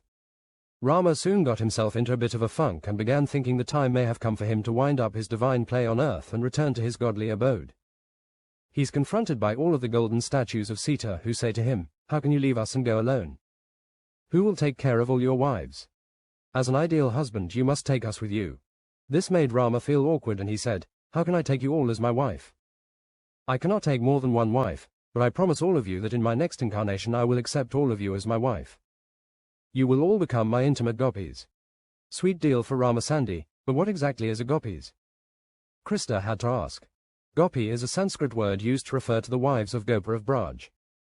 Gopis are famous within the Vaishnavism for their unconditional devotion to Krishna. That story is described in the Bhagavata Purana. It might not be a good enough deal for you, Krista, but the golden statues were appeased. Meanwhile, back in the forest, Sita was staying at Valmiki's house with her twins and the Ashvamedha horse was prancing about the local forest. Lava and Kusha, the twins, captured the horse and defeated the entire army of Ayodhya which came to protect it. After all, they were the sons of Rama, weren't they? Then the brothers battled their uncles in single file order, Shatrana, Lakshmana and then Bharata to the defeat of each. Rama himself had to take the battlefield along with Hanuman. The battle didn't go well for Hanuman because Lava and Kusha took him prisoner and delivered him to their mother Sita. When Sita saw Hanuman bound up, she told the boys to release him and then she sought sage Valmiki's help. Valmiki told her to let nature take its course and wait to see what happens. Then Valmiki told the boys, Rama's your father. Go touch his feet and beg his pardon for your rudeness. The boys did that, and Rama accepted their apology, recognizing him as his sons. Sandi said, are all his brothers dead? Errol asked. Of course not. Sage Valmiki sprinkled a little magic water on Shatrana, Lakshmana and Bharata to revive them. In that reality the dead don't stay dead forever. Valmiki advises the brothers to go to Ayodhya and tell the story of Sita's sacrifice to the common folk. They face many difficulties convincing people that Sita's a catch. Hanuman decides to help the boys and finds out Nagrasen, who had a history of hatred towards Sita, was challenging Sita's character and asking that she prove her purity once again. Again. How many times does this poor girl have to prove herself? Krista demanded. Sita is consumed by emotion and decides to return to Mother Earth from whence she came. She says, if I am pure, this earth will open and swallow me whole. And at that very moment the earth opened and swallowed Sita whole. Sandi paused for people to take it in. Could she not have phrased the better Sandi? I asked. Rama continued to rule Ayodhya for many years until finally he took Samadhi into the Sarayu river along with his 3 brothers and left this world to return to Vaikuntha. Samadhi being the highest state of mental concentration that a person can achieve while still bound to the body and which unites them with the highest reality. In his godly realm of Vaikuntha, Rama was Vishnu, Lakshmana was Shesh, Bharata is Vishnu's conch and Shatrana was the Sudarshan chakra. And just for Krista, Sita was there in Vaikuntha in the form of Lakshmi. Perhaps we can have a Lakshmi story sometime in the future, you'd like her. In the northern, central, and western states of India, the festival known as Dussehra marks the day when Lord Rama killed the demon king Ravana. Other parts of India celebrate the festival of Dussehra for different reasons. My personal favorite festival is Diwali, which symbolizes the spiritual victory of light over darkness, good over evil, and knowledge over ignorance. Lots of colored paint gets thrown around. The festival, in some regions, is a celebration of the day Rama returned to Ayodhya. Errol asked, why are the festivals based on different events depending on where you live in India? And Sandy replied, because Indian sages were prolific at recanting stories of Indian gods and goddess who lived for a long time and had lots of interesting adventures all over India and Sri Lanka. Add to that Buddhist and Jain beliefs and there's a massive amount of documented culture to choose from. I added, you're indeed fortunate.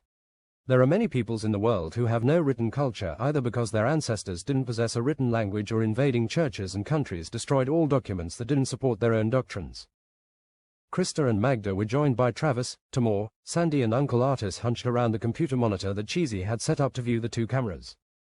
This gave Dr. Ben, Errol, Cheesy and I an opportunity to discuss some science. Sue and I have been monitoring the advancements in CRISPR technology with great interest. Development has been escalating rapidly with so many worldwide research projects based on it now, walls are falling.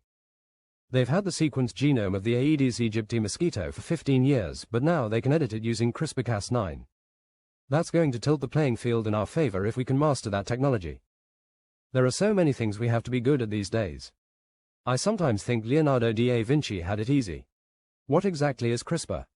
Sandy asked and Dr. Ben told him, CRISPR-Cas design tools are computer software platforms and bioinformatics tools used to allow the design of guide RNAs or gRNAs for use with the CRISPR-Cas gene editing system. Guide RNA function as guides for RNA or DNA targeting enzymes which they form complexes with on their mission to delete, insert, or otherwise alter the targeted RNA or DNA. They occur naturally, serving important functions, but can also be designed as tools for targeted editing of DNA with CRISPR-Cas9 and CRISPR-Cas12. With the modifications in the CRISPR RNA sequences of the guide RNA, the binding location can be changed. Cheesy noted, a user-defined program. The desired target sequence must precede the protospacer adjacent motif, known as PAM, which is a short DNA sequence usually 2 to 6 base pairs in length.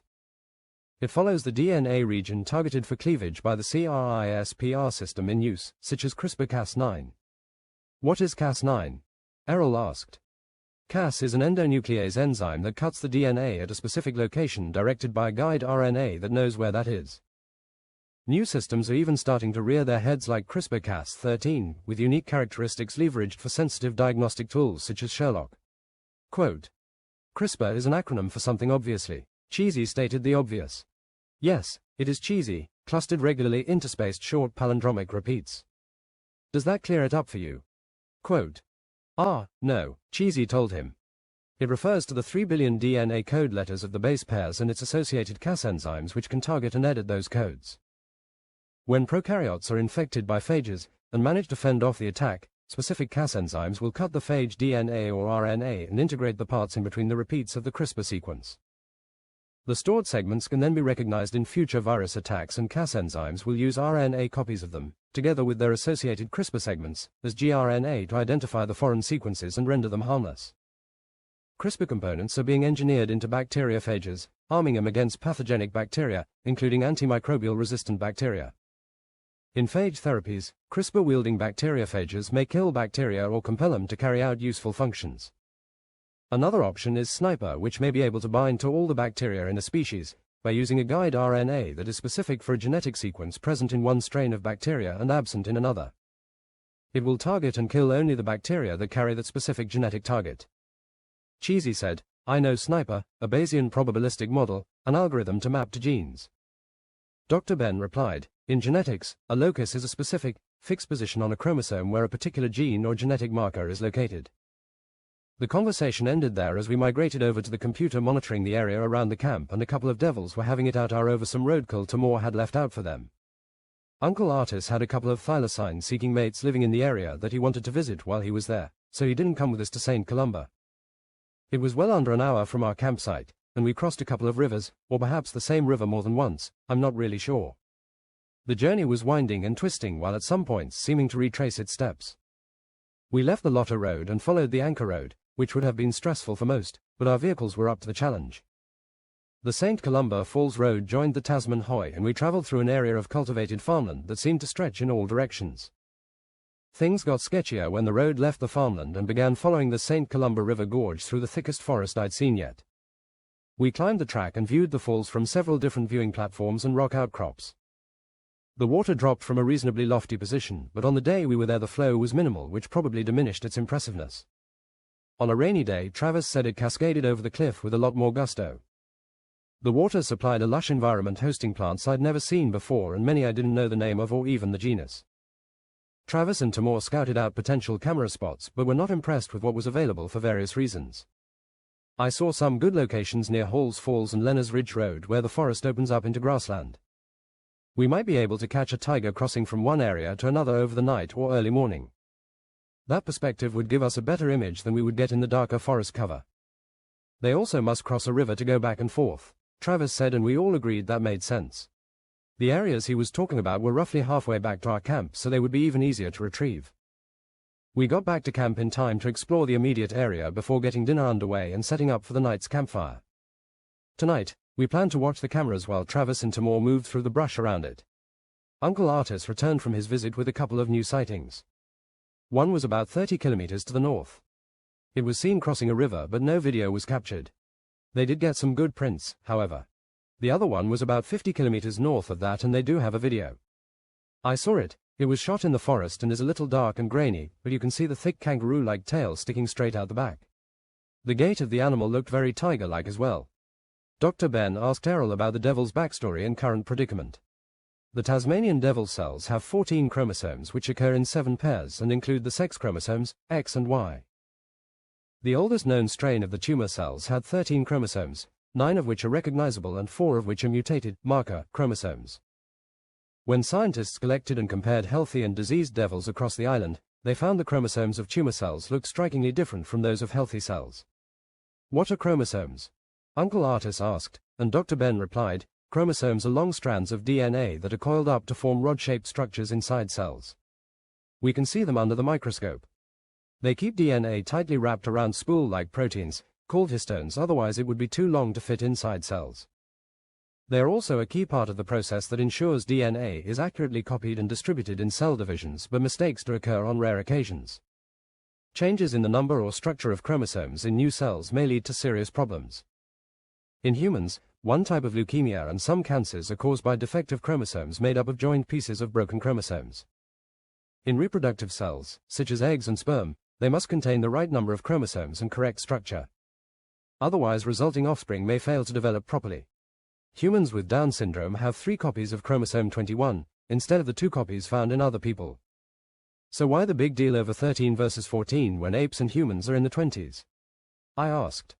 Errol continued, normally, a Tasmanian devil cell has 14 chromosomes, which together contain all genes necessary to live and build new ones. In the tumor cells, though, some of the chromosomes were absent, while other seemingly random chromosomes suddenly appeared. Even more intriguingly, every tumor sample showed the same pattern of modifications in the devil's chromosomes. That would be quite strange, Dr. Ben said, especially when cancer generally emerges through a series of random mutations and changes to DNA. It would be almost impossible for so many individuals to accrue the same exact mutations in their DNA. Errol noted, the lead scientists realized the deadly cancer spreading through the population might be transmissible from one animal to another through bites to the face. Travis, who was listening in the background, piped in, that's just natural devil behavior. You saw the true nature of the devil last night. He motioned to Timur and they set off on a journey in the dark. What does the disease look like exactly, Errol? Dr. Ben asked. The visible signs of DFTD begin with lumps of soft tissue around the mouth that ulcerate and aggressively destroy underlying jawbone, interfering with their feeding. There's often more than one primary tumor, and they can also cover their eyes. Devils usually die within 6 months of contracting DFTD from organ failure, secondary infection, or metabolic starvation. It affects males and females equally, but it's rare in juveniles, Errol told us. Dr. Ben added, yeah, that's strange. Nearly all forms and types of cancer that humans experience are born from some form of mutation in our DNA, including randomly acquired mutations and environmental damage to DNA like tobacco, pollutants, and the sun. A small number of cancers in humans form following infection by specific types of viruses termed oncoviruses. One notable example is the human papillomavirus or HPV family, which has caused cervical and other types of cancer following infection. Errol stated, the answer lies in the major histocompatibility complex, or MHC, I think Dr. Ben. MHC is a group of proteins present on the surface of almost every cell in the body. The job of MHC is to communicate with the immune system. Let it know there is a viruses or bacteria at the door. Dr. Ben replied, yes, an immune cell encountering a cell of your lung. MHC is the password to show your lung cell belongs to you. Move along, this cell has no weapons, there's nothing to see here. Just dividing. While MHC is vital to your autoimmunity, its protection has a short reach. MHC is highly specific to each individual, hence the problem of transplant rejection with human organs. And at the same time, Errol jumped in. This detail generally prevents things like transmissible cancers. If a cancer cell from one person somehow infiltrated the body of a second person, the immune system of the latter would likely see the cancer cell's MHC as foreign and would thus eliminate it, preventing the cancer's growth. The devil's cancer cells have lost this MHC. As a result, their immune systems are unable to recognize the cancer cells as foreign and dangerous. When the devils fight and bite one another, cancer cells are transferred from one animal to the next, and the lack of MHC allows these foreign cancer cells to go undetected by the bitten animal's immune system. Errol asked Dr. Ben, my question to you, Dr. Ben, is why can't we inform on the tumor to the devil's immune system? If a devil experienced the cancer in their body, then their immune system would be triggered, and we could capture the change to create the vaccine. And Dr. Ben shook his head and said to Errol, we'll have to answer many of those questions together. Magda had joined the conversation and asked, aside from all the science you guys are applying, what's been done for existing devils who can't dream generations ahead of themselves and have little devil babies to feed right now? Errol informed her, the Devil's Ark project is an initiative of the Australian Reptile Park and is selecting genetically diverse breeding stock. 2 insurance populations of disease-free devils have been established, one in Taroona and the other on Maria Island. Captive breeding in mainland zoos is also possible, but breeding devils is a real art because the male may kill the female before they get the job done if they are put together too soon. With decreased life expectancy of the devils with DFTD, affected individuals have begun breeding at younger ages in the wild. They may only live to participate in one breeding cycle. The aim is to create 1,000 genetically representative devils and release them on the Tasman Peninsula, which has narrow access points controlled by physical barriers. They are almost islands in themselves. Where did it start, Errol? Krista asked. It started around Mount William, which is northeast of where we are here. Around the same time, farmers reported a decline in devil numbers near Little Swanport and on the Freycinet Peninsula. 21 different subtypes have been identified by analyzing the mitochondrial and nuclear genomes of more than 100 tumors from different devils. Initially, they suspected the devils had low genetic diversity, so their immune system didn't recognize the tumor cells as foreign. However, it was later demonstrated that devils are sufficiently genetically diverse enough to mount a strong immune response to foreign tissue. 3 females have been found that are partially resistant to DFTD. A devil population in the far southwest of Tasmania has been reported to be free of DFTD. I thought to myself, why can't we compare the resistant DNA to all of the others and simply be Dr. CRISPR cut and paste? 5 years, no more. How did all this happen in the first place? Magda asked. Calicivirus, 1080 poison, agricultural chemicals, and habitat fragmentation combined with a retrovirus were all proposed causes. Environmental toxins are always great suspects, like the fire retardant they spray in the north to prevent wildfires. Perhaps they sacrificed devils for trees by accident. Travis and Tamor returned from the bush. We left some treats out for the devils in line with the camera. They probably won't come to get it until first light, but if there is a tiger around it may find it first. You're a doll, Tamor. Let's watch the live feed, Krista said. Cheesy said, I'll show you how to switch between cameras on the laptop. You can start and stop them or let them detect motion. You can even pan and zoom. I've got my nerd buddies at school outfitting some of these for Jeffrey at Windhaven and probably a bunch for here too. I won't be happy until I can light up all of Tasmania from my den. We'll find those tigers and keep an eye on the devils too. Uncle Artis snapped the tabs on a few cold brews and passed him out while the rest of us got comfortable listening to Magda and Travis play multiple requests. They could easily have taken the show on the road. The next day was bright and sunny, but that fact wasn't obvious under the 70-meter canopy of dense forest. Finding a sunny patch for morning yoga was risky because the snakes were looking for exactly the same place for the same reason. I did most of my meditating in the shade. We decided today would be a good day to find out what mushrooms and fungi could be found in this part of the world at this time of year, so we made a contest of it. Okay, here are the teams for today's first annual Tasmanian mushroom scavenger hunt. Cheesy, you're with Krista, Sandy, Errol and Travis. Tomorrow you're with Uncle Artis, Magda, Dr. Ben, and me. Everyone consult the sheets that Cheesy printed out for you because some of these mushrooms can be extremely toxic. When I think of mushrooms, I think of tens of thousands of microscopic spores pouring down and floating off on the whim of the wind. Pores so small it takes them and thousands of their comrades to cover a pinhead. However, each spore can grow to a network of fine threads or hyphae, allowing the fungi to creep over everything and expand its territory. The hyphae release their chemicals, dissolve its food, and digest the nutrients only to be absorbed by the growing fungus. They become a tangled mat dissolving and digesting until specialized hyphae sprout black ball-shaped spore cases and a new generation of mold takes to the air. Poof! Dr. Ben, a mushroom aficionado, will be identifying all of our mushrooms. He gave us all a brief pep talk before we started, so I thought I would heed his advice. Fungi are eukaryotic organisms, both multicellular and unicellular, although we'll not be looking for any yeast today. Most fungi are microscopic but produce the visible fruit bodies we call mushrooms. Tamor asked, how do the mushrooms reproduce? And Dr. Ben replied, fungi can reproduce asexually by budding, or it can have fruit bodies that produce spores. Spores are cells that can be adapted for dispersal or survival for extended periods, under disastrous conditions until they can carry their banner forward. If a spore lands where there is moisture and food, it may be able to germinate and produce its own hyphae. As the hyphae branch and grow in all directions from the spore, they form a circle of growth known as a colony.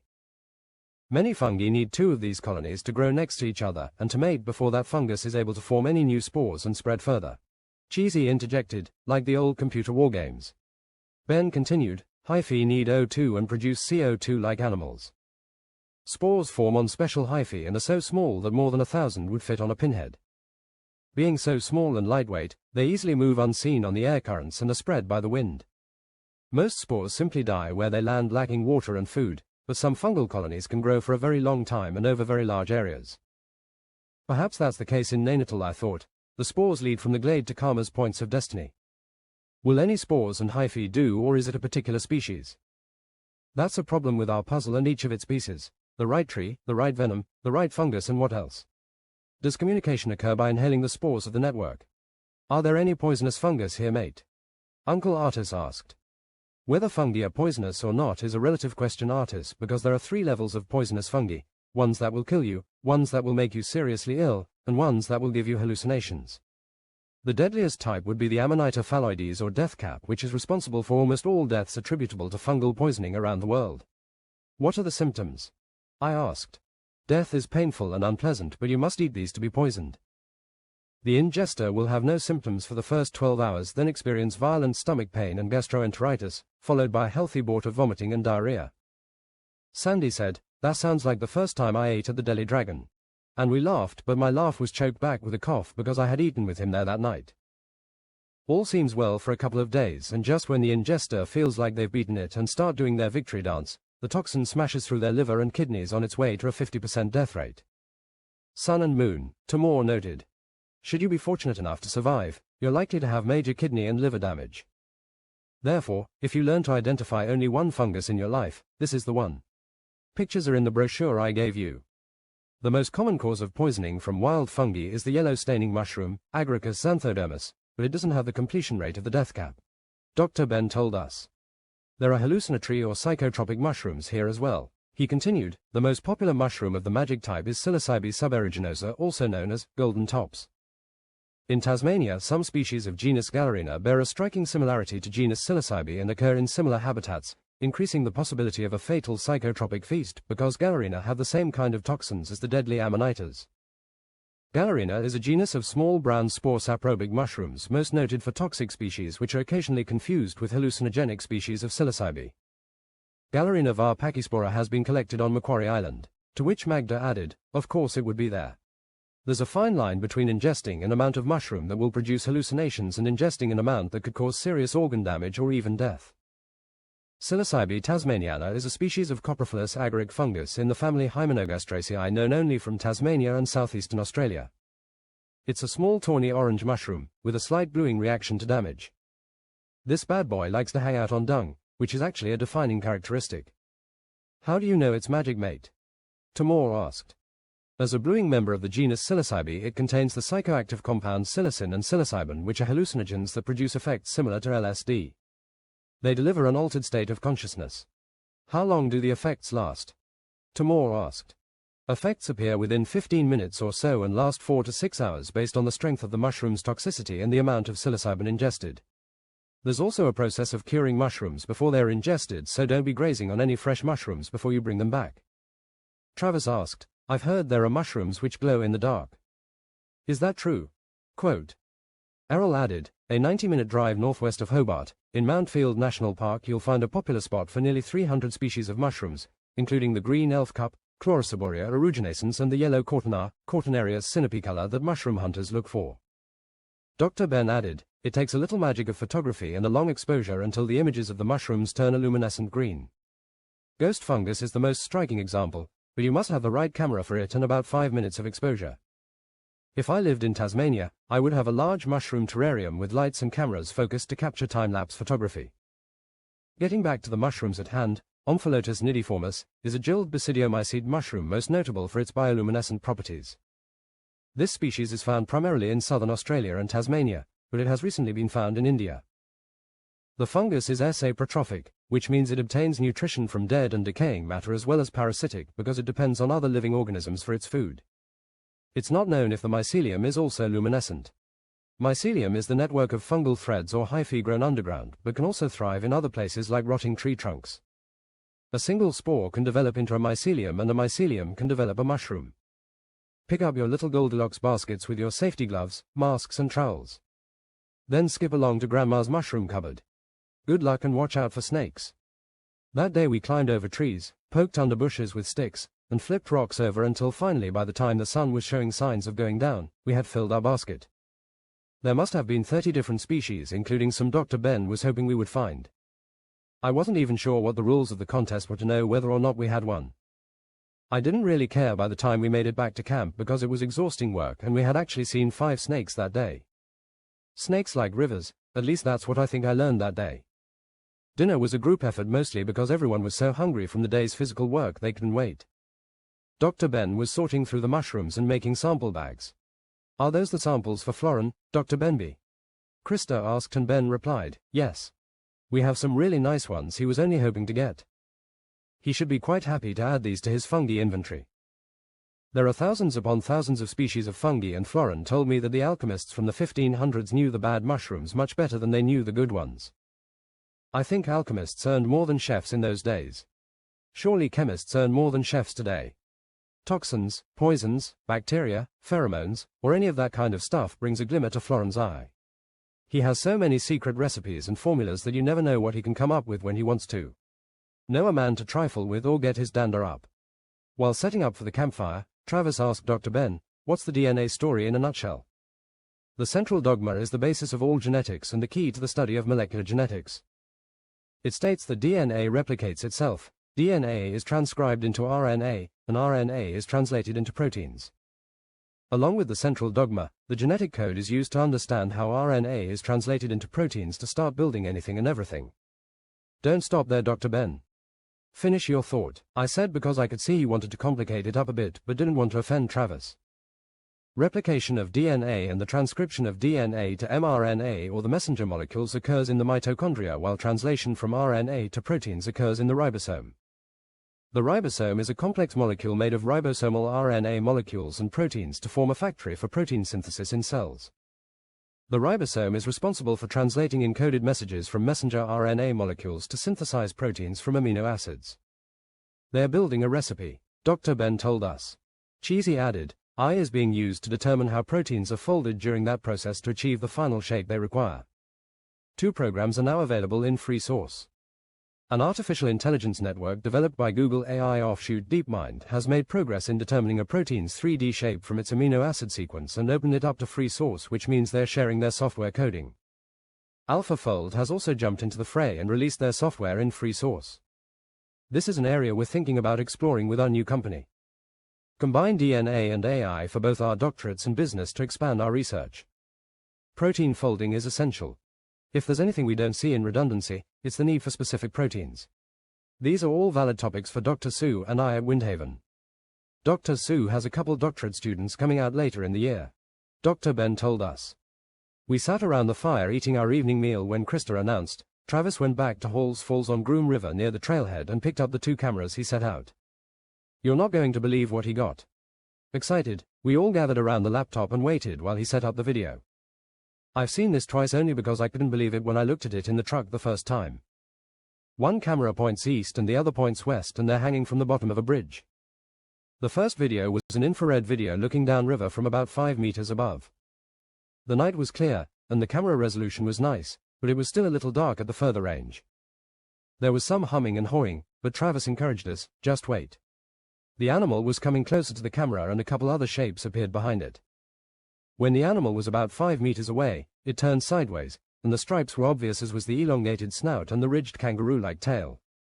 A cheer went up that could probably be heard across half of Tasmania. That's it, Travis. Krista shouted, and everyone began slapping each other on the back. Uncle Artis said less than most. He was obviously pleased with the video, but I think he realized it was just another piece of evidence that people were going to debate. In reality, the only thing that changed was that we were now confirmed believers because we believe what we saw was a tiger family. We could even go back and get some prints, but again it would just be debated for the next 5 years, or at least until this particular Tasmanian tiger's grandpups grow up and move away with no forwarding address. If we're going to revive the Tasmanian tiger from a running start, then we need a sample of its DNA. That would give us the full genome rather than a sequenced genome from fragmented historical data. If the university had such a sample, would it impact their decision on whether or not to clone the thylacine? That's precisely the question we don't want to take 5 years to debate, because we know what our answer is now. Let's do it, and everyone again gave a rousing cheer, and especially Uncle Artis this time. We should keep this video in our own archives for the time being. More importantly, we know the exact spot to leave them alone for now. Uncle Artis suggested. Magda asked, with a blood sample we could clone babies in a surrogate mother, right? To which I nodded in the affirmative. She and Krista let out a joint coordinated shout that woke every thylacine in the neighborhood. Everything in this forest knew we were there that night. We enjoyed a sing-along campfire, and Uncle Artis kept us locked and loaded with cold brews as we celebrated the night away. To be so lucky as to find a thylacine on our first visit to Tasmania was too much of a coincidence to me. Magda told me she felt the same thing and said we must look at the painting Andrew gave us. Who or what is manipulating our destiny? She asked me, and I felt my hand slip to my necklace. The discussions were all about tigers and devils that night. I knew we were jumping the gun somewhat, but ultimately, they wouldn't be disappointed. As Errol often says, failure is not an option, and then he does it. Later we watched some devils attracted by the food Timor had left out for them. It was funny watching them fight back and forth for the choice bits, but they eventually settled for anything rather than nothing. 2 sets of 3 moved through over the night, and none of them exhibited tumors. We packed up in the morning to move our camp west. The days had been in the mid-60s Fahrenheit, but the nights down to 40, so bundling up at night was important at this time of year. After all, it's winter here. Our next major destinations were the walls of Jerusalem and Cradle Mountain, but we had an astounding scenic drive before we reached them. With no roads within the walls of Jerusalem National Park, our gear needed to be backpacked to the campsite according to Travis. The start of the main access track into the walls of Jerusalem by vehicle was Lake Roallan, on Mole Creek, off the Mersey Forest Road. Our trek to get there led us through Branksome, a scenic farming town on the Ringarooma River, providing some of the hops needed for Uncle's Artis and Arthur's beer supply. The city of Launceston, famous for the Cataract Gorge, panoramic views, walking trails, sculpted gardens, and a chairlift. According to Cheesy, who was reading off the internet, that led us into the vinelands of the Tamar Valley stretching northwest along the Tamar River. We paused at Lobster Falls to hike the 4 kms to the falls, which were not particularly spectacular, but the hike was needed for us to get our legs working for the day. Mole Creek, a town in the upper Mersey Valley, was famous for honey, which was a big deal in this area. Unique bees and unique flowers make unique honey. Ben acquired some to run it through a spectrograph back at Windhaven. Timor told us, the earliest archaeological evidence for Aboriginal habitation of Tasmania is from the valley of the Forth River, 35,000 years ago. How does that line up with Aboriginals crossing from Australia at 10,000 years ago over the Bass Strait? How do you know it was 35,000 years? Dr. Ben asked. When I came back to Tas, my grandmother's ancestors told me the fathers arrived 40,000 years ago and were cut off from the mainland by rising sea levels in 6000 BC. They were entirely isolated from the rest of the human species for 8,000 years until European contact. Granny's friends say Tasmanian decimation qualifies as genocide in terms of the definition set forth by the UN Genocide Convention. Nothing is known of specific sites, but the Palawa say there is something important in the Cataract Gorge. These are lands of the Palatora tribe. Their range included Deloraine, the face of the Great Western Tiers, and the Gog Mountains north of Mole Creek where they mined ochre in the Tulumbana ochre pits. Tamor told us. Travis added, there is evidence that they've been settled in the Mole Creek area for at least 10,000 years. The caves of Mole Creek Karst National Park include Maricopa Cave and King Solomon's Cave. Finding a cave with ancient drawings before 10,000 years ago would lift my granny's heart. Mavis and her husband have always been interested in their roots and they've told Mary and I some of the stories they learned as children. Uncle Artis said. One of their creation myths refers to two creator deities, Moini and Dromedine, the children of Parnuin, the sun, and Vina, the moon. I don't know it like one of Sandy's tales, but I can tell you what I remember. Moini was the primeval creator, forming the land and rivers and making first man, Palvar, from a spirit residing in the ground. I think Palvar was supposed to look like a kangaroo, so that's why you see kangaroo totems. Moini then created the kangaroo, who emerged, like the first man, from the soil. Travis said, yup, that's what Granny tells us, but I have heard that Dromedine appears as the star Canopus and helped the first men to change from their kangaroo-like form.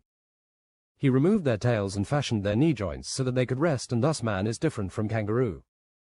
Let's see if we can dial Mavis and Gregory into the campfire tonight. I suggested. Tamor said, Granny would love that, but she'll have to go to Mary's house. And Uncle Artis said, leave it with me, mate. We had a quick discussion and decided to stop here for a day or two to explore the caves and this general area next to the national park. The caves were of special interest to Sandy and the Aboriginal timeline was something Dr. Ben wanted to explore. Travis arranged a local area for us for a couple days and we set up camp early. The walk to the wall was very organized and formal, as were all of the treks in the national park system in Tasmania, it seemed, so we decided to skip the park tours.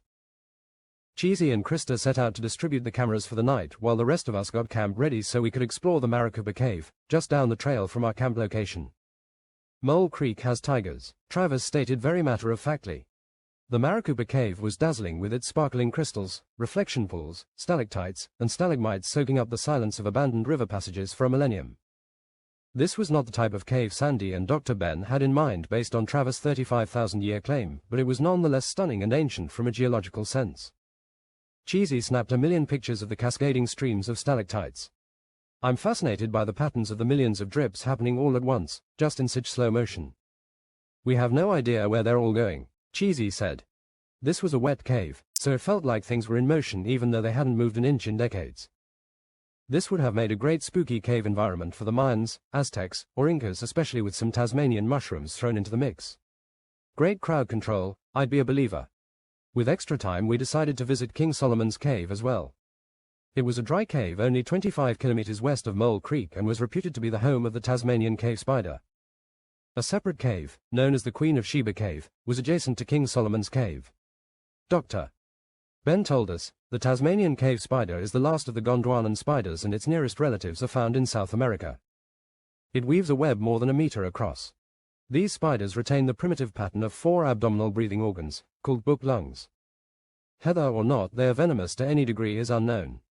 It's amazing how when this area was attached to South America it was Gondwana. Then before moving away from India it was Pangaea. Then it moved away from Australia. Each time it kept a little something as it departed, Sandy said. The weather was beginning to change so we decided to head back to camp.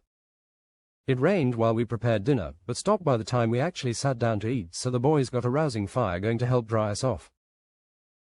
The flashcards had been retrieved from a couple of cameras and Cheesy's cameras were in position for the late show starring paddy melons, devils, wallabies, and various types of calls. Uncle Artis had arranged for Mary, Mavis, and Gregory to join in from Mary's house, and Uncle Arthur was also tuned in requesting another waltzing Matilda so he could record it this time. Magda and Krista complied with Uncle Arthur's request and dedicated the song to him so he could record it and show it to all his buddies. I'm sure a glow appeared around his image in the video because he was beaming. Travis and Tamor joined Magda and Krista for the next song. This one is for you, Granny. In Tasmania, if you are Aboriginal, then you know the songs of Mrs. Fanny Cochran Smith. Now there are also 2 Moldavian girls that know at least one of her songs. And everyone laughed and settled in to listen as they began to play their version of a traditional Aboriginal song. Mavis and Gregory were obviously pleased with the song and applauded all the way through it. Oh, Travis, Timur, girls, it was so beautiful. Not like when I was a girl, but beautiful.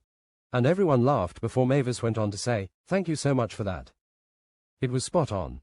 Good on ya boys, Gregory added.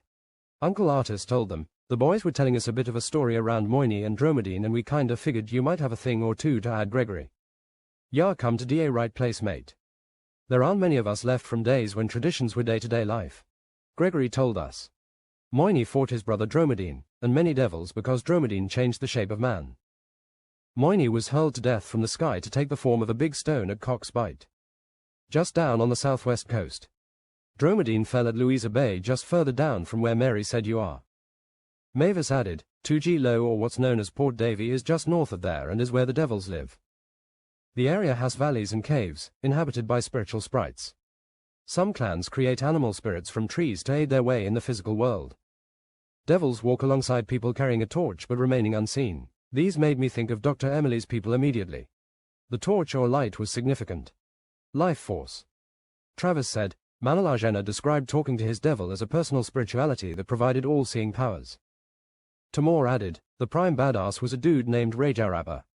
A large black man associated with darkness and born on a strong wind.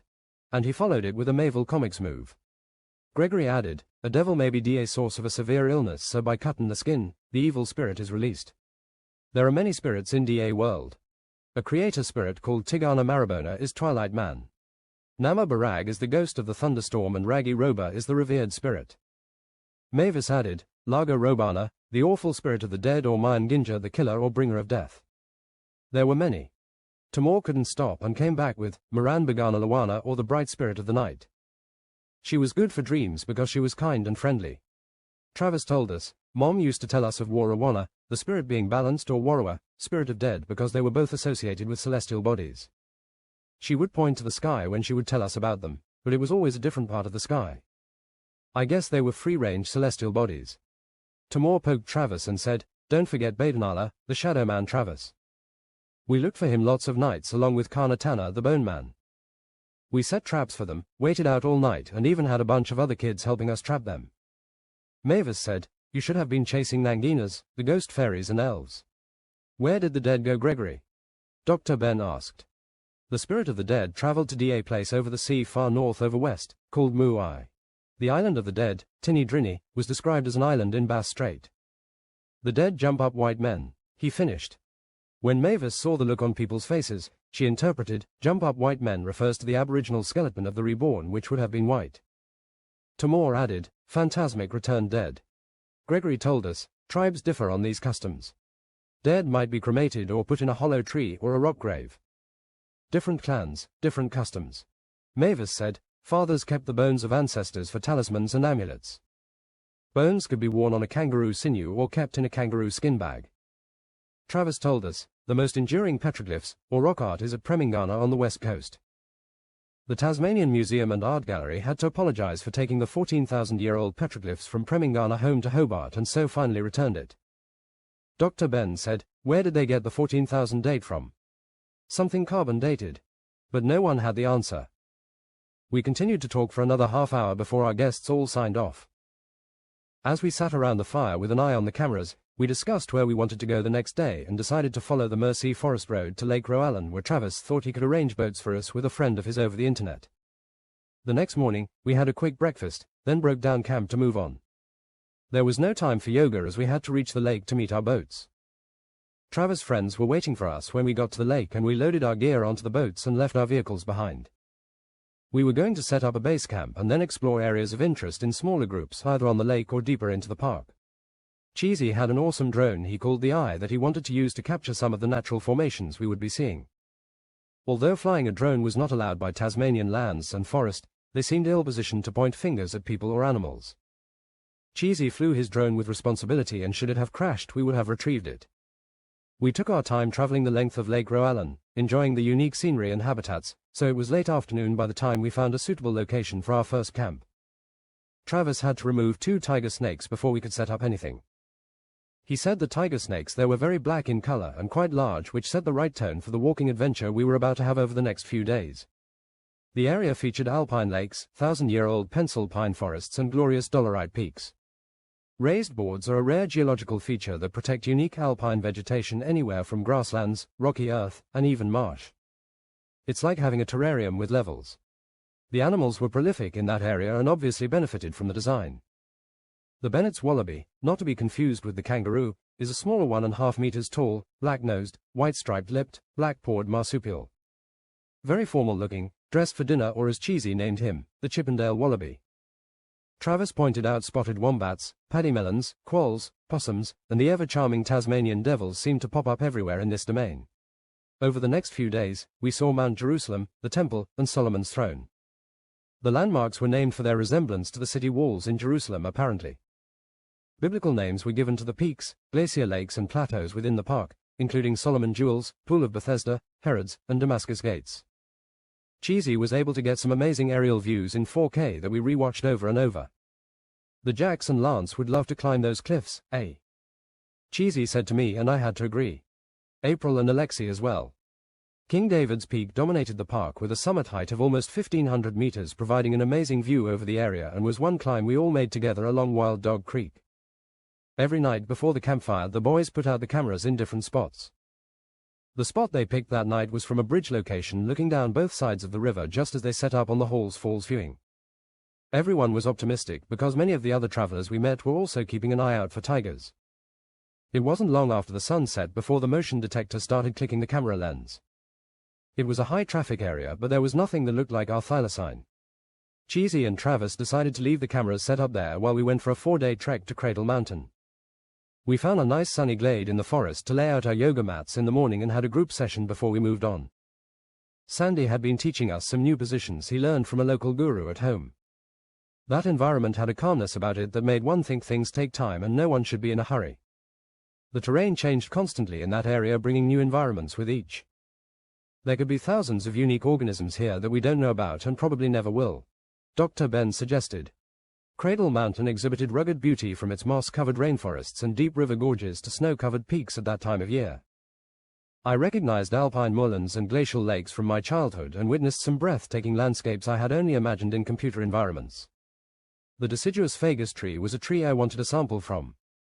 Magda helped me collect some core samples from the fagus and other local trees. The tool I brought was a lot bigger than the tool we used in Romania, but so are the trees. Not that it was my intention to core the biggest trees, but I did want to go back more than 100 years on at least one of each. One tree I'd been looking forward to sampling was the Huon pine, an iconic tree. The Huon pine is one of the slowest growing and longest living plants on Earth, but I thought we may have to travel further west still to find their habitat. Like the tiger, they were hunted down by the early Europeans and harvested. We decided to pull up stakes and return to Hobart for a few days before everyone had to return home. The journey had always had a flexible schedule and we had left enough on the end of our journey to leave our guests wanting. Our path took us along Oliver's Road, where we stopped at an amazing lookout just before joining the Sathana Road, which wound through the rugged environment and thick forest before eventually reaching the dam on the Forth River. The lower part of the river is a major venue for competitive rowing. The river is a part of the Mersey Forth Power Project, which includes 7 hydroelectric power stations. That breaks up the wilderness a bit. We took Cradle Mountain Road through Middlesex to the Beaver Road, which took us to the Murchison Highway. The Vale River here, the Kew River there, everywhere a river or a lake for that matter. Lake McIntosh, Lake Rosebery and all the other lakes that dot the area from Black Buff Lookout. We took Anthony Road along Lake Plimsoll, a very large lake the road hugged. Lake Newton was next and was very long, but Uncle Artis said it was much smaller than Plimsoll. Both were good fishing spots for Uncle Artis and his mates. He much preferred freshwater fishing to saltwater fishing, he confided in me. Prospecting and fossicking are great Tasmanian hobbies too, Uncle Artis told us.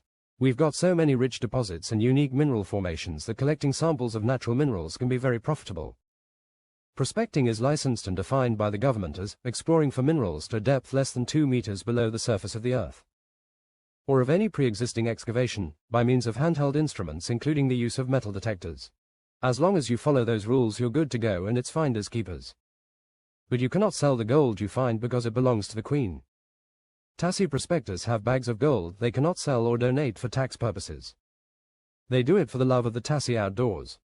We have a couple of them on our tiger tracking team. Fossicking is different than prospecting because you don't need a license if you go to one of the government areas, but you can't use metal detectors either. I put a high-grade metal detector in the kit of each vehicle. It's a good item to have on the road. We turned onto the Zion Road to make our way towards Queenstown, which was the terminus of the West Coast Wilderness Railway that travelled southwards alongside the Queen River and along the northern slopes of the King River to the port of Strawn on Macquarie Harbour.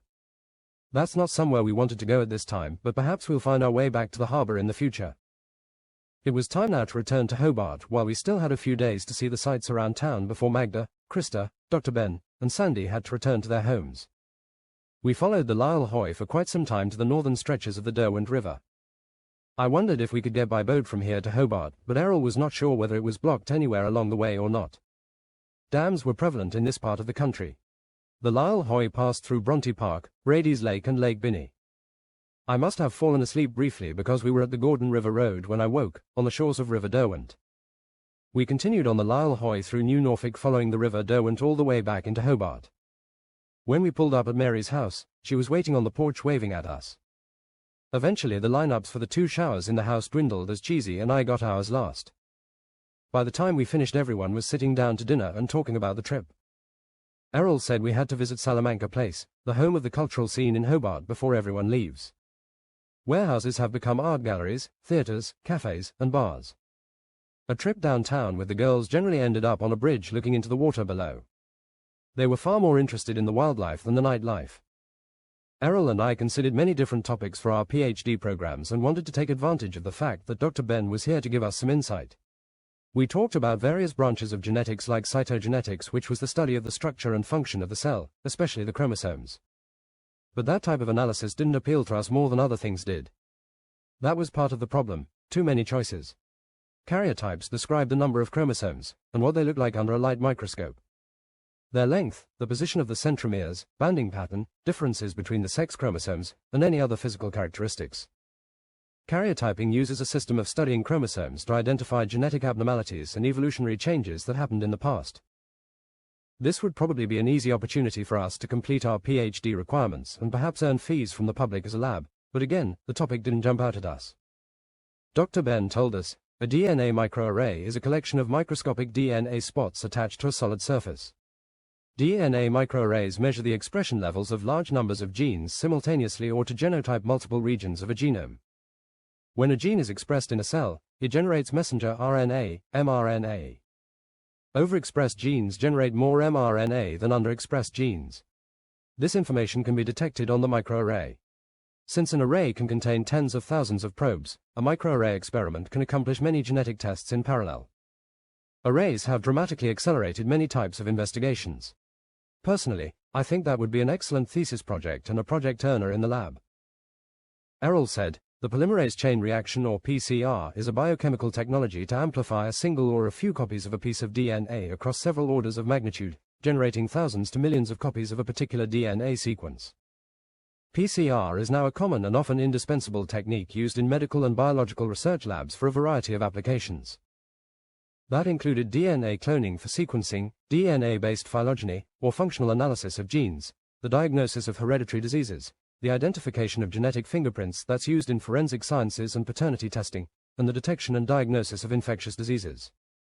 These could all be business opportunities. After discussing our plans for opening the lab for business opportunities and running our 3 individual PhD projects with Dr. Ben, we decided to focus on polymerase chain reaction and DNA microarrays. Both of those technologies also fit our desire to help the tiger and the devil. It was promising to be a grand first year in Tassie. However, it was a sad trip to the airport to see Magda, Krista, Dr. Ben, and Sandy off.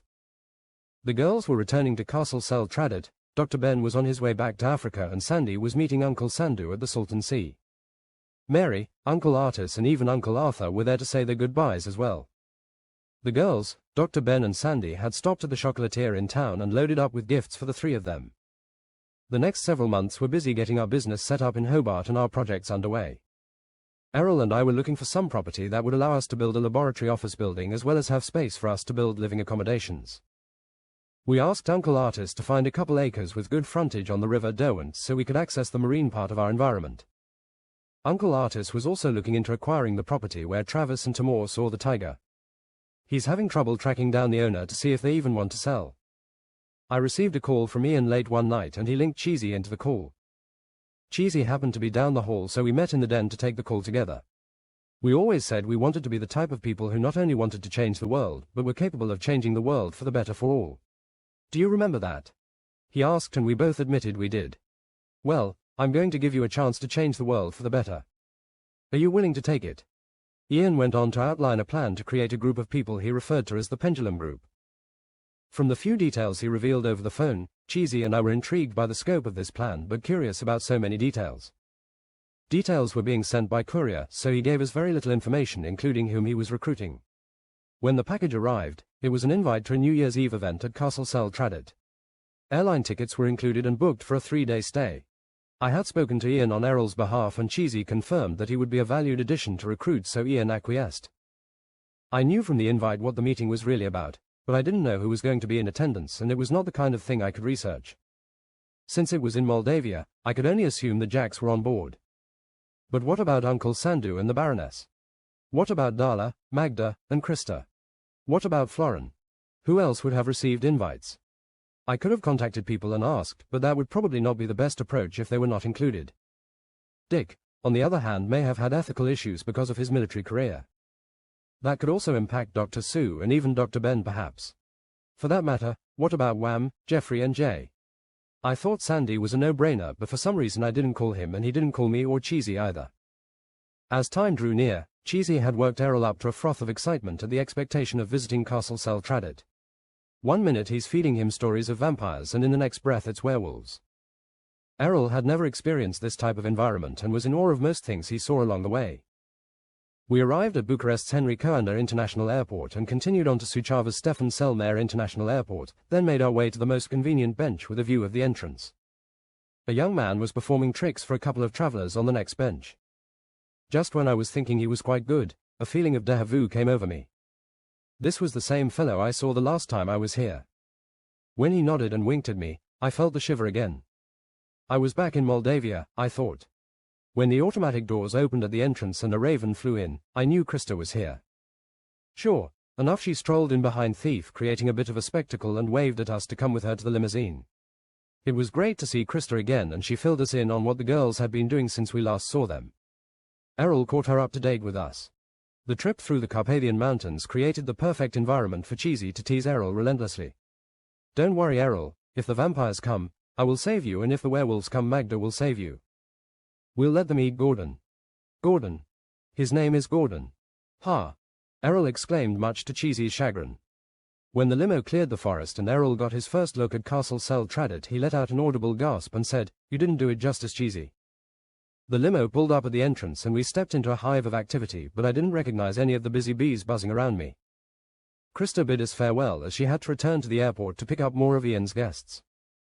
That statement told me she knew why we were here and was to be part of the Pendulum.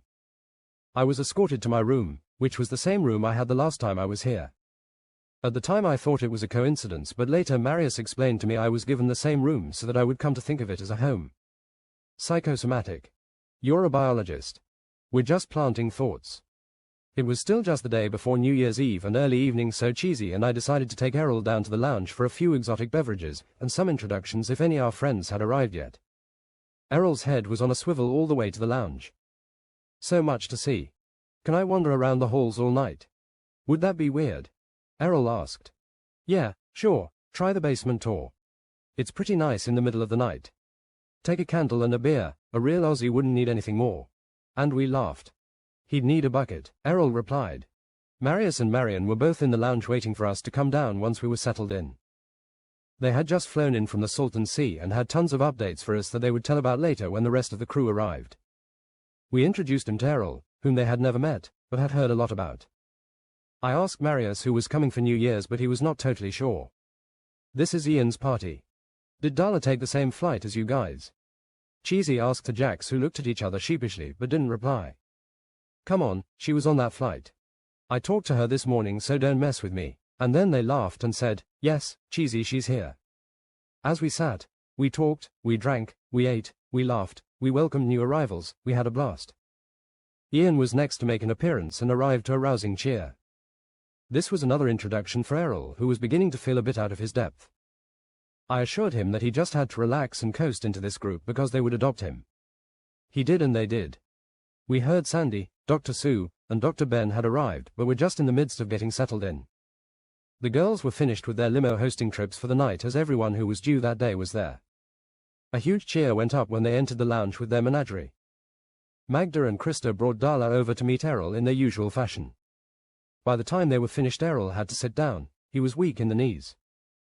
"Don't worry, Errol, there aren't many on the planet that can withstand a barrage from the cell-traded sirens," I assured him. The next morning, after a delightful breakfast, I joined a rather large group meditating on the terrace in an area that was sheltered from the wind and directly in the glory of the sun on an otherwise brisk morning in the Carpathians. I found a spot next to Sandy and Dr. Sue and rolled out my mat.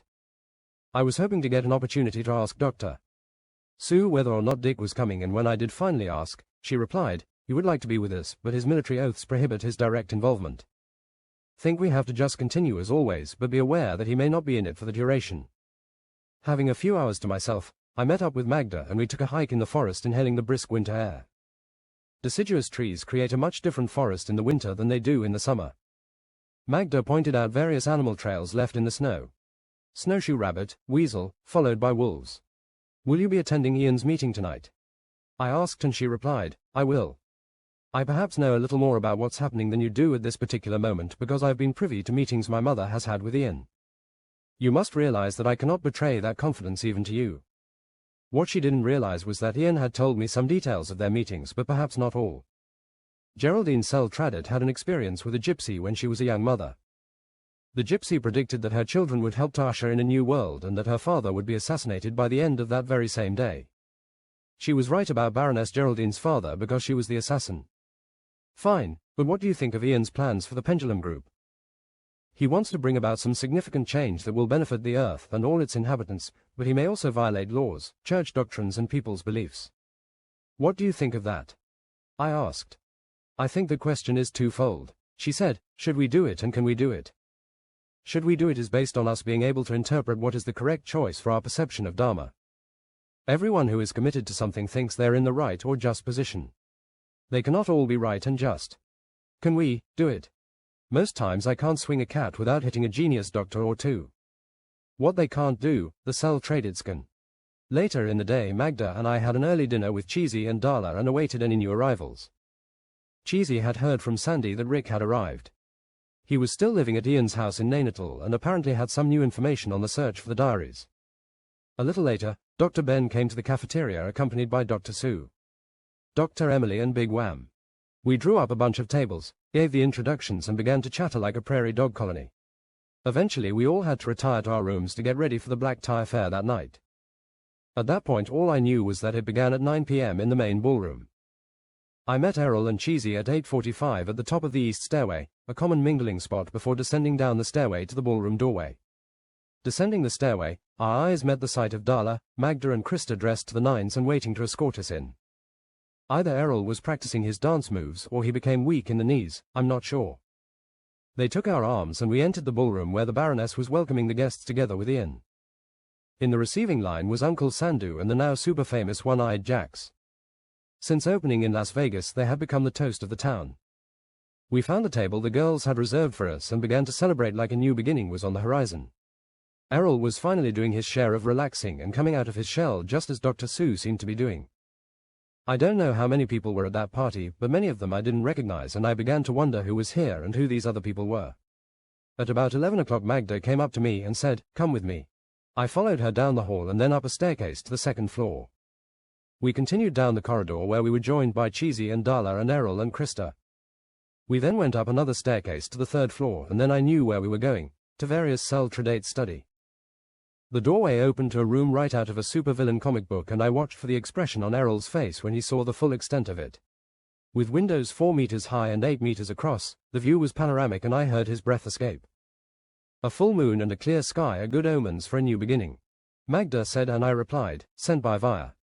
Cheesy leaned over to Errol to tell him, this is a great night for vampires.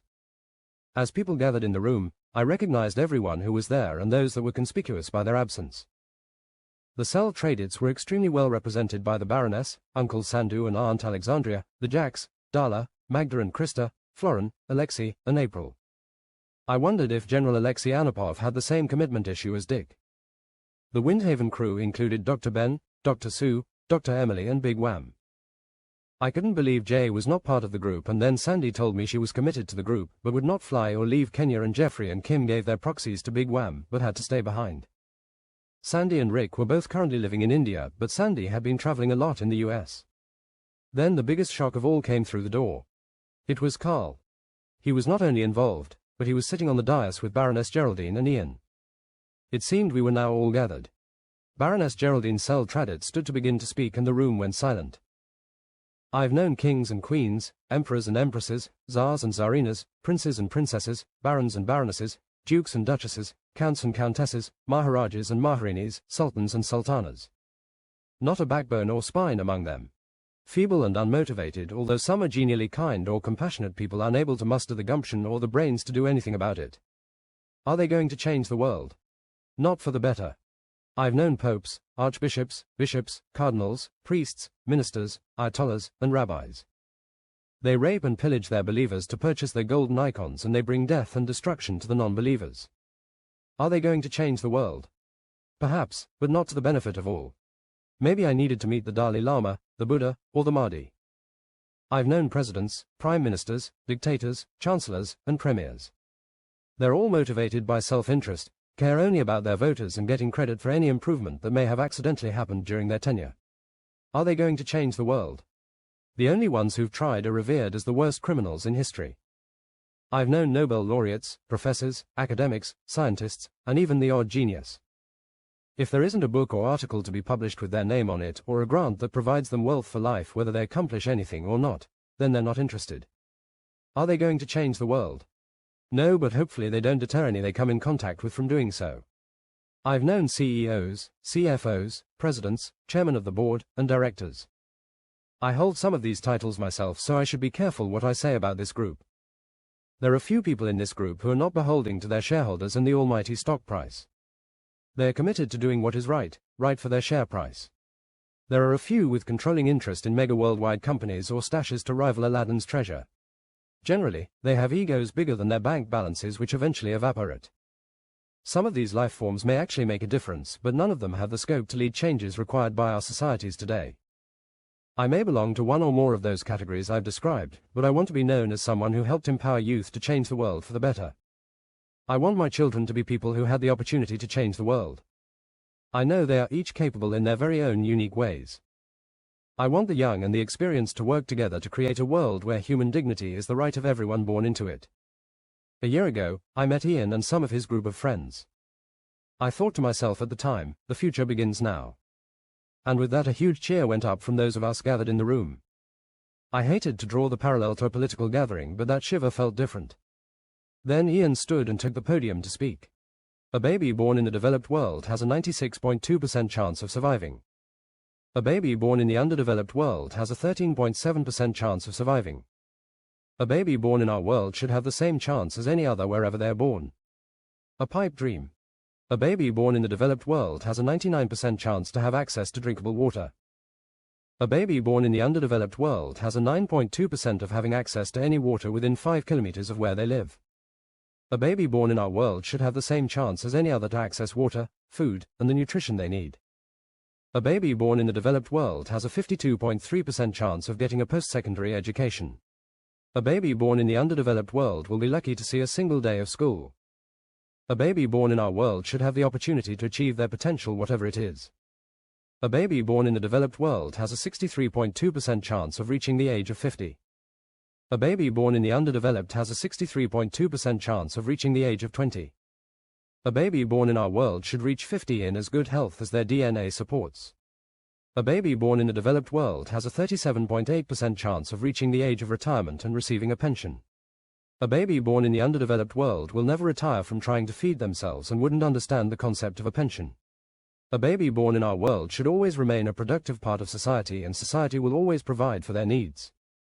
A baby born in the developed world currently has a 4.3% chance to become a centenarian, and that's expected to climb. A baby born in the underdeveloped world may have a fluke chance of becoming an outlier, as Cheesy would say, the exception to the rule. All pipe dreams. A baby born in our world will look forward to a life of longevity, health, and self-actualization. Who knows, they may be the first people to live forever.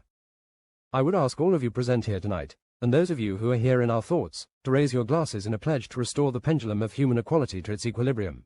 And our glasses clinked as the large clock above the window chimed midnight. Clink, clink, chime.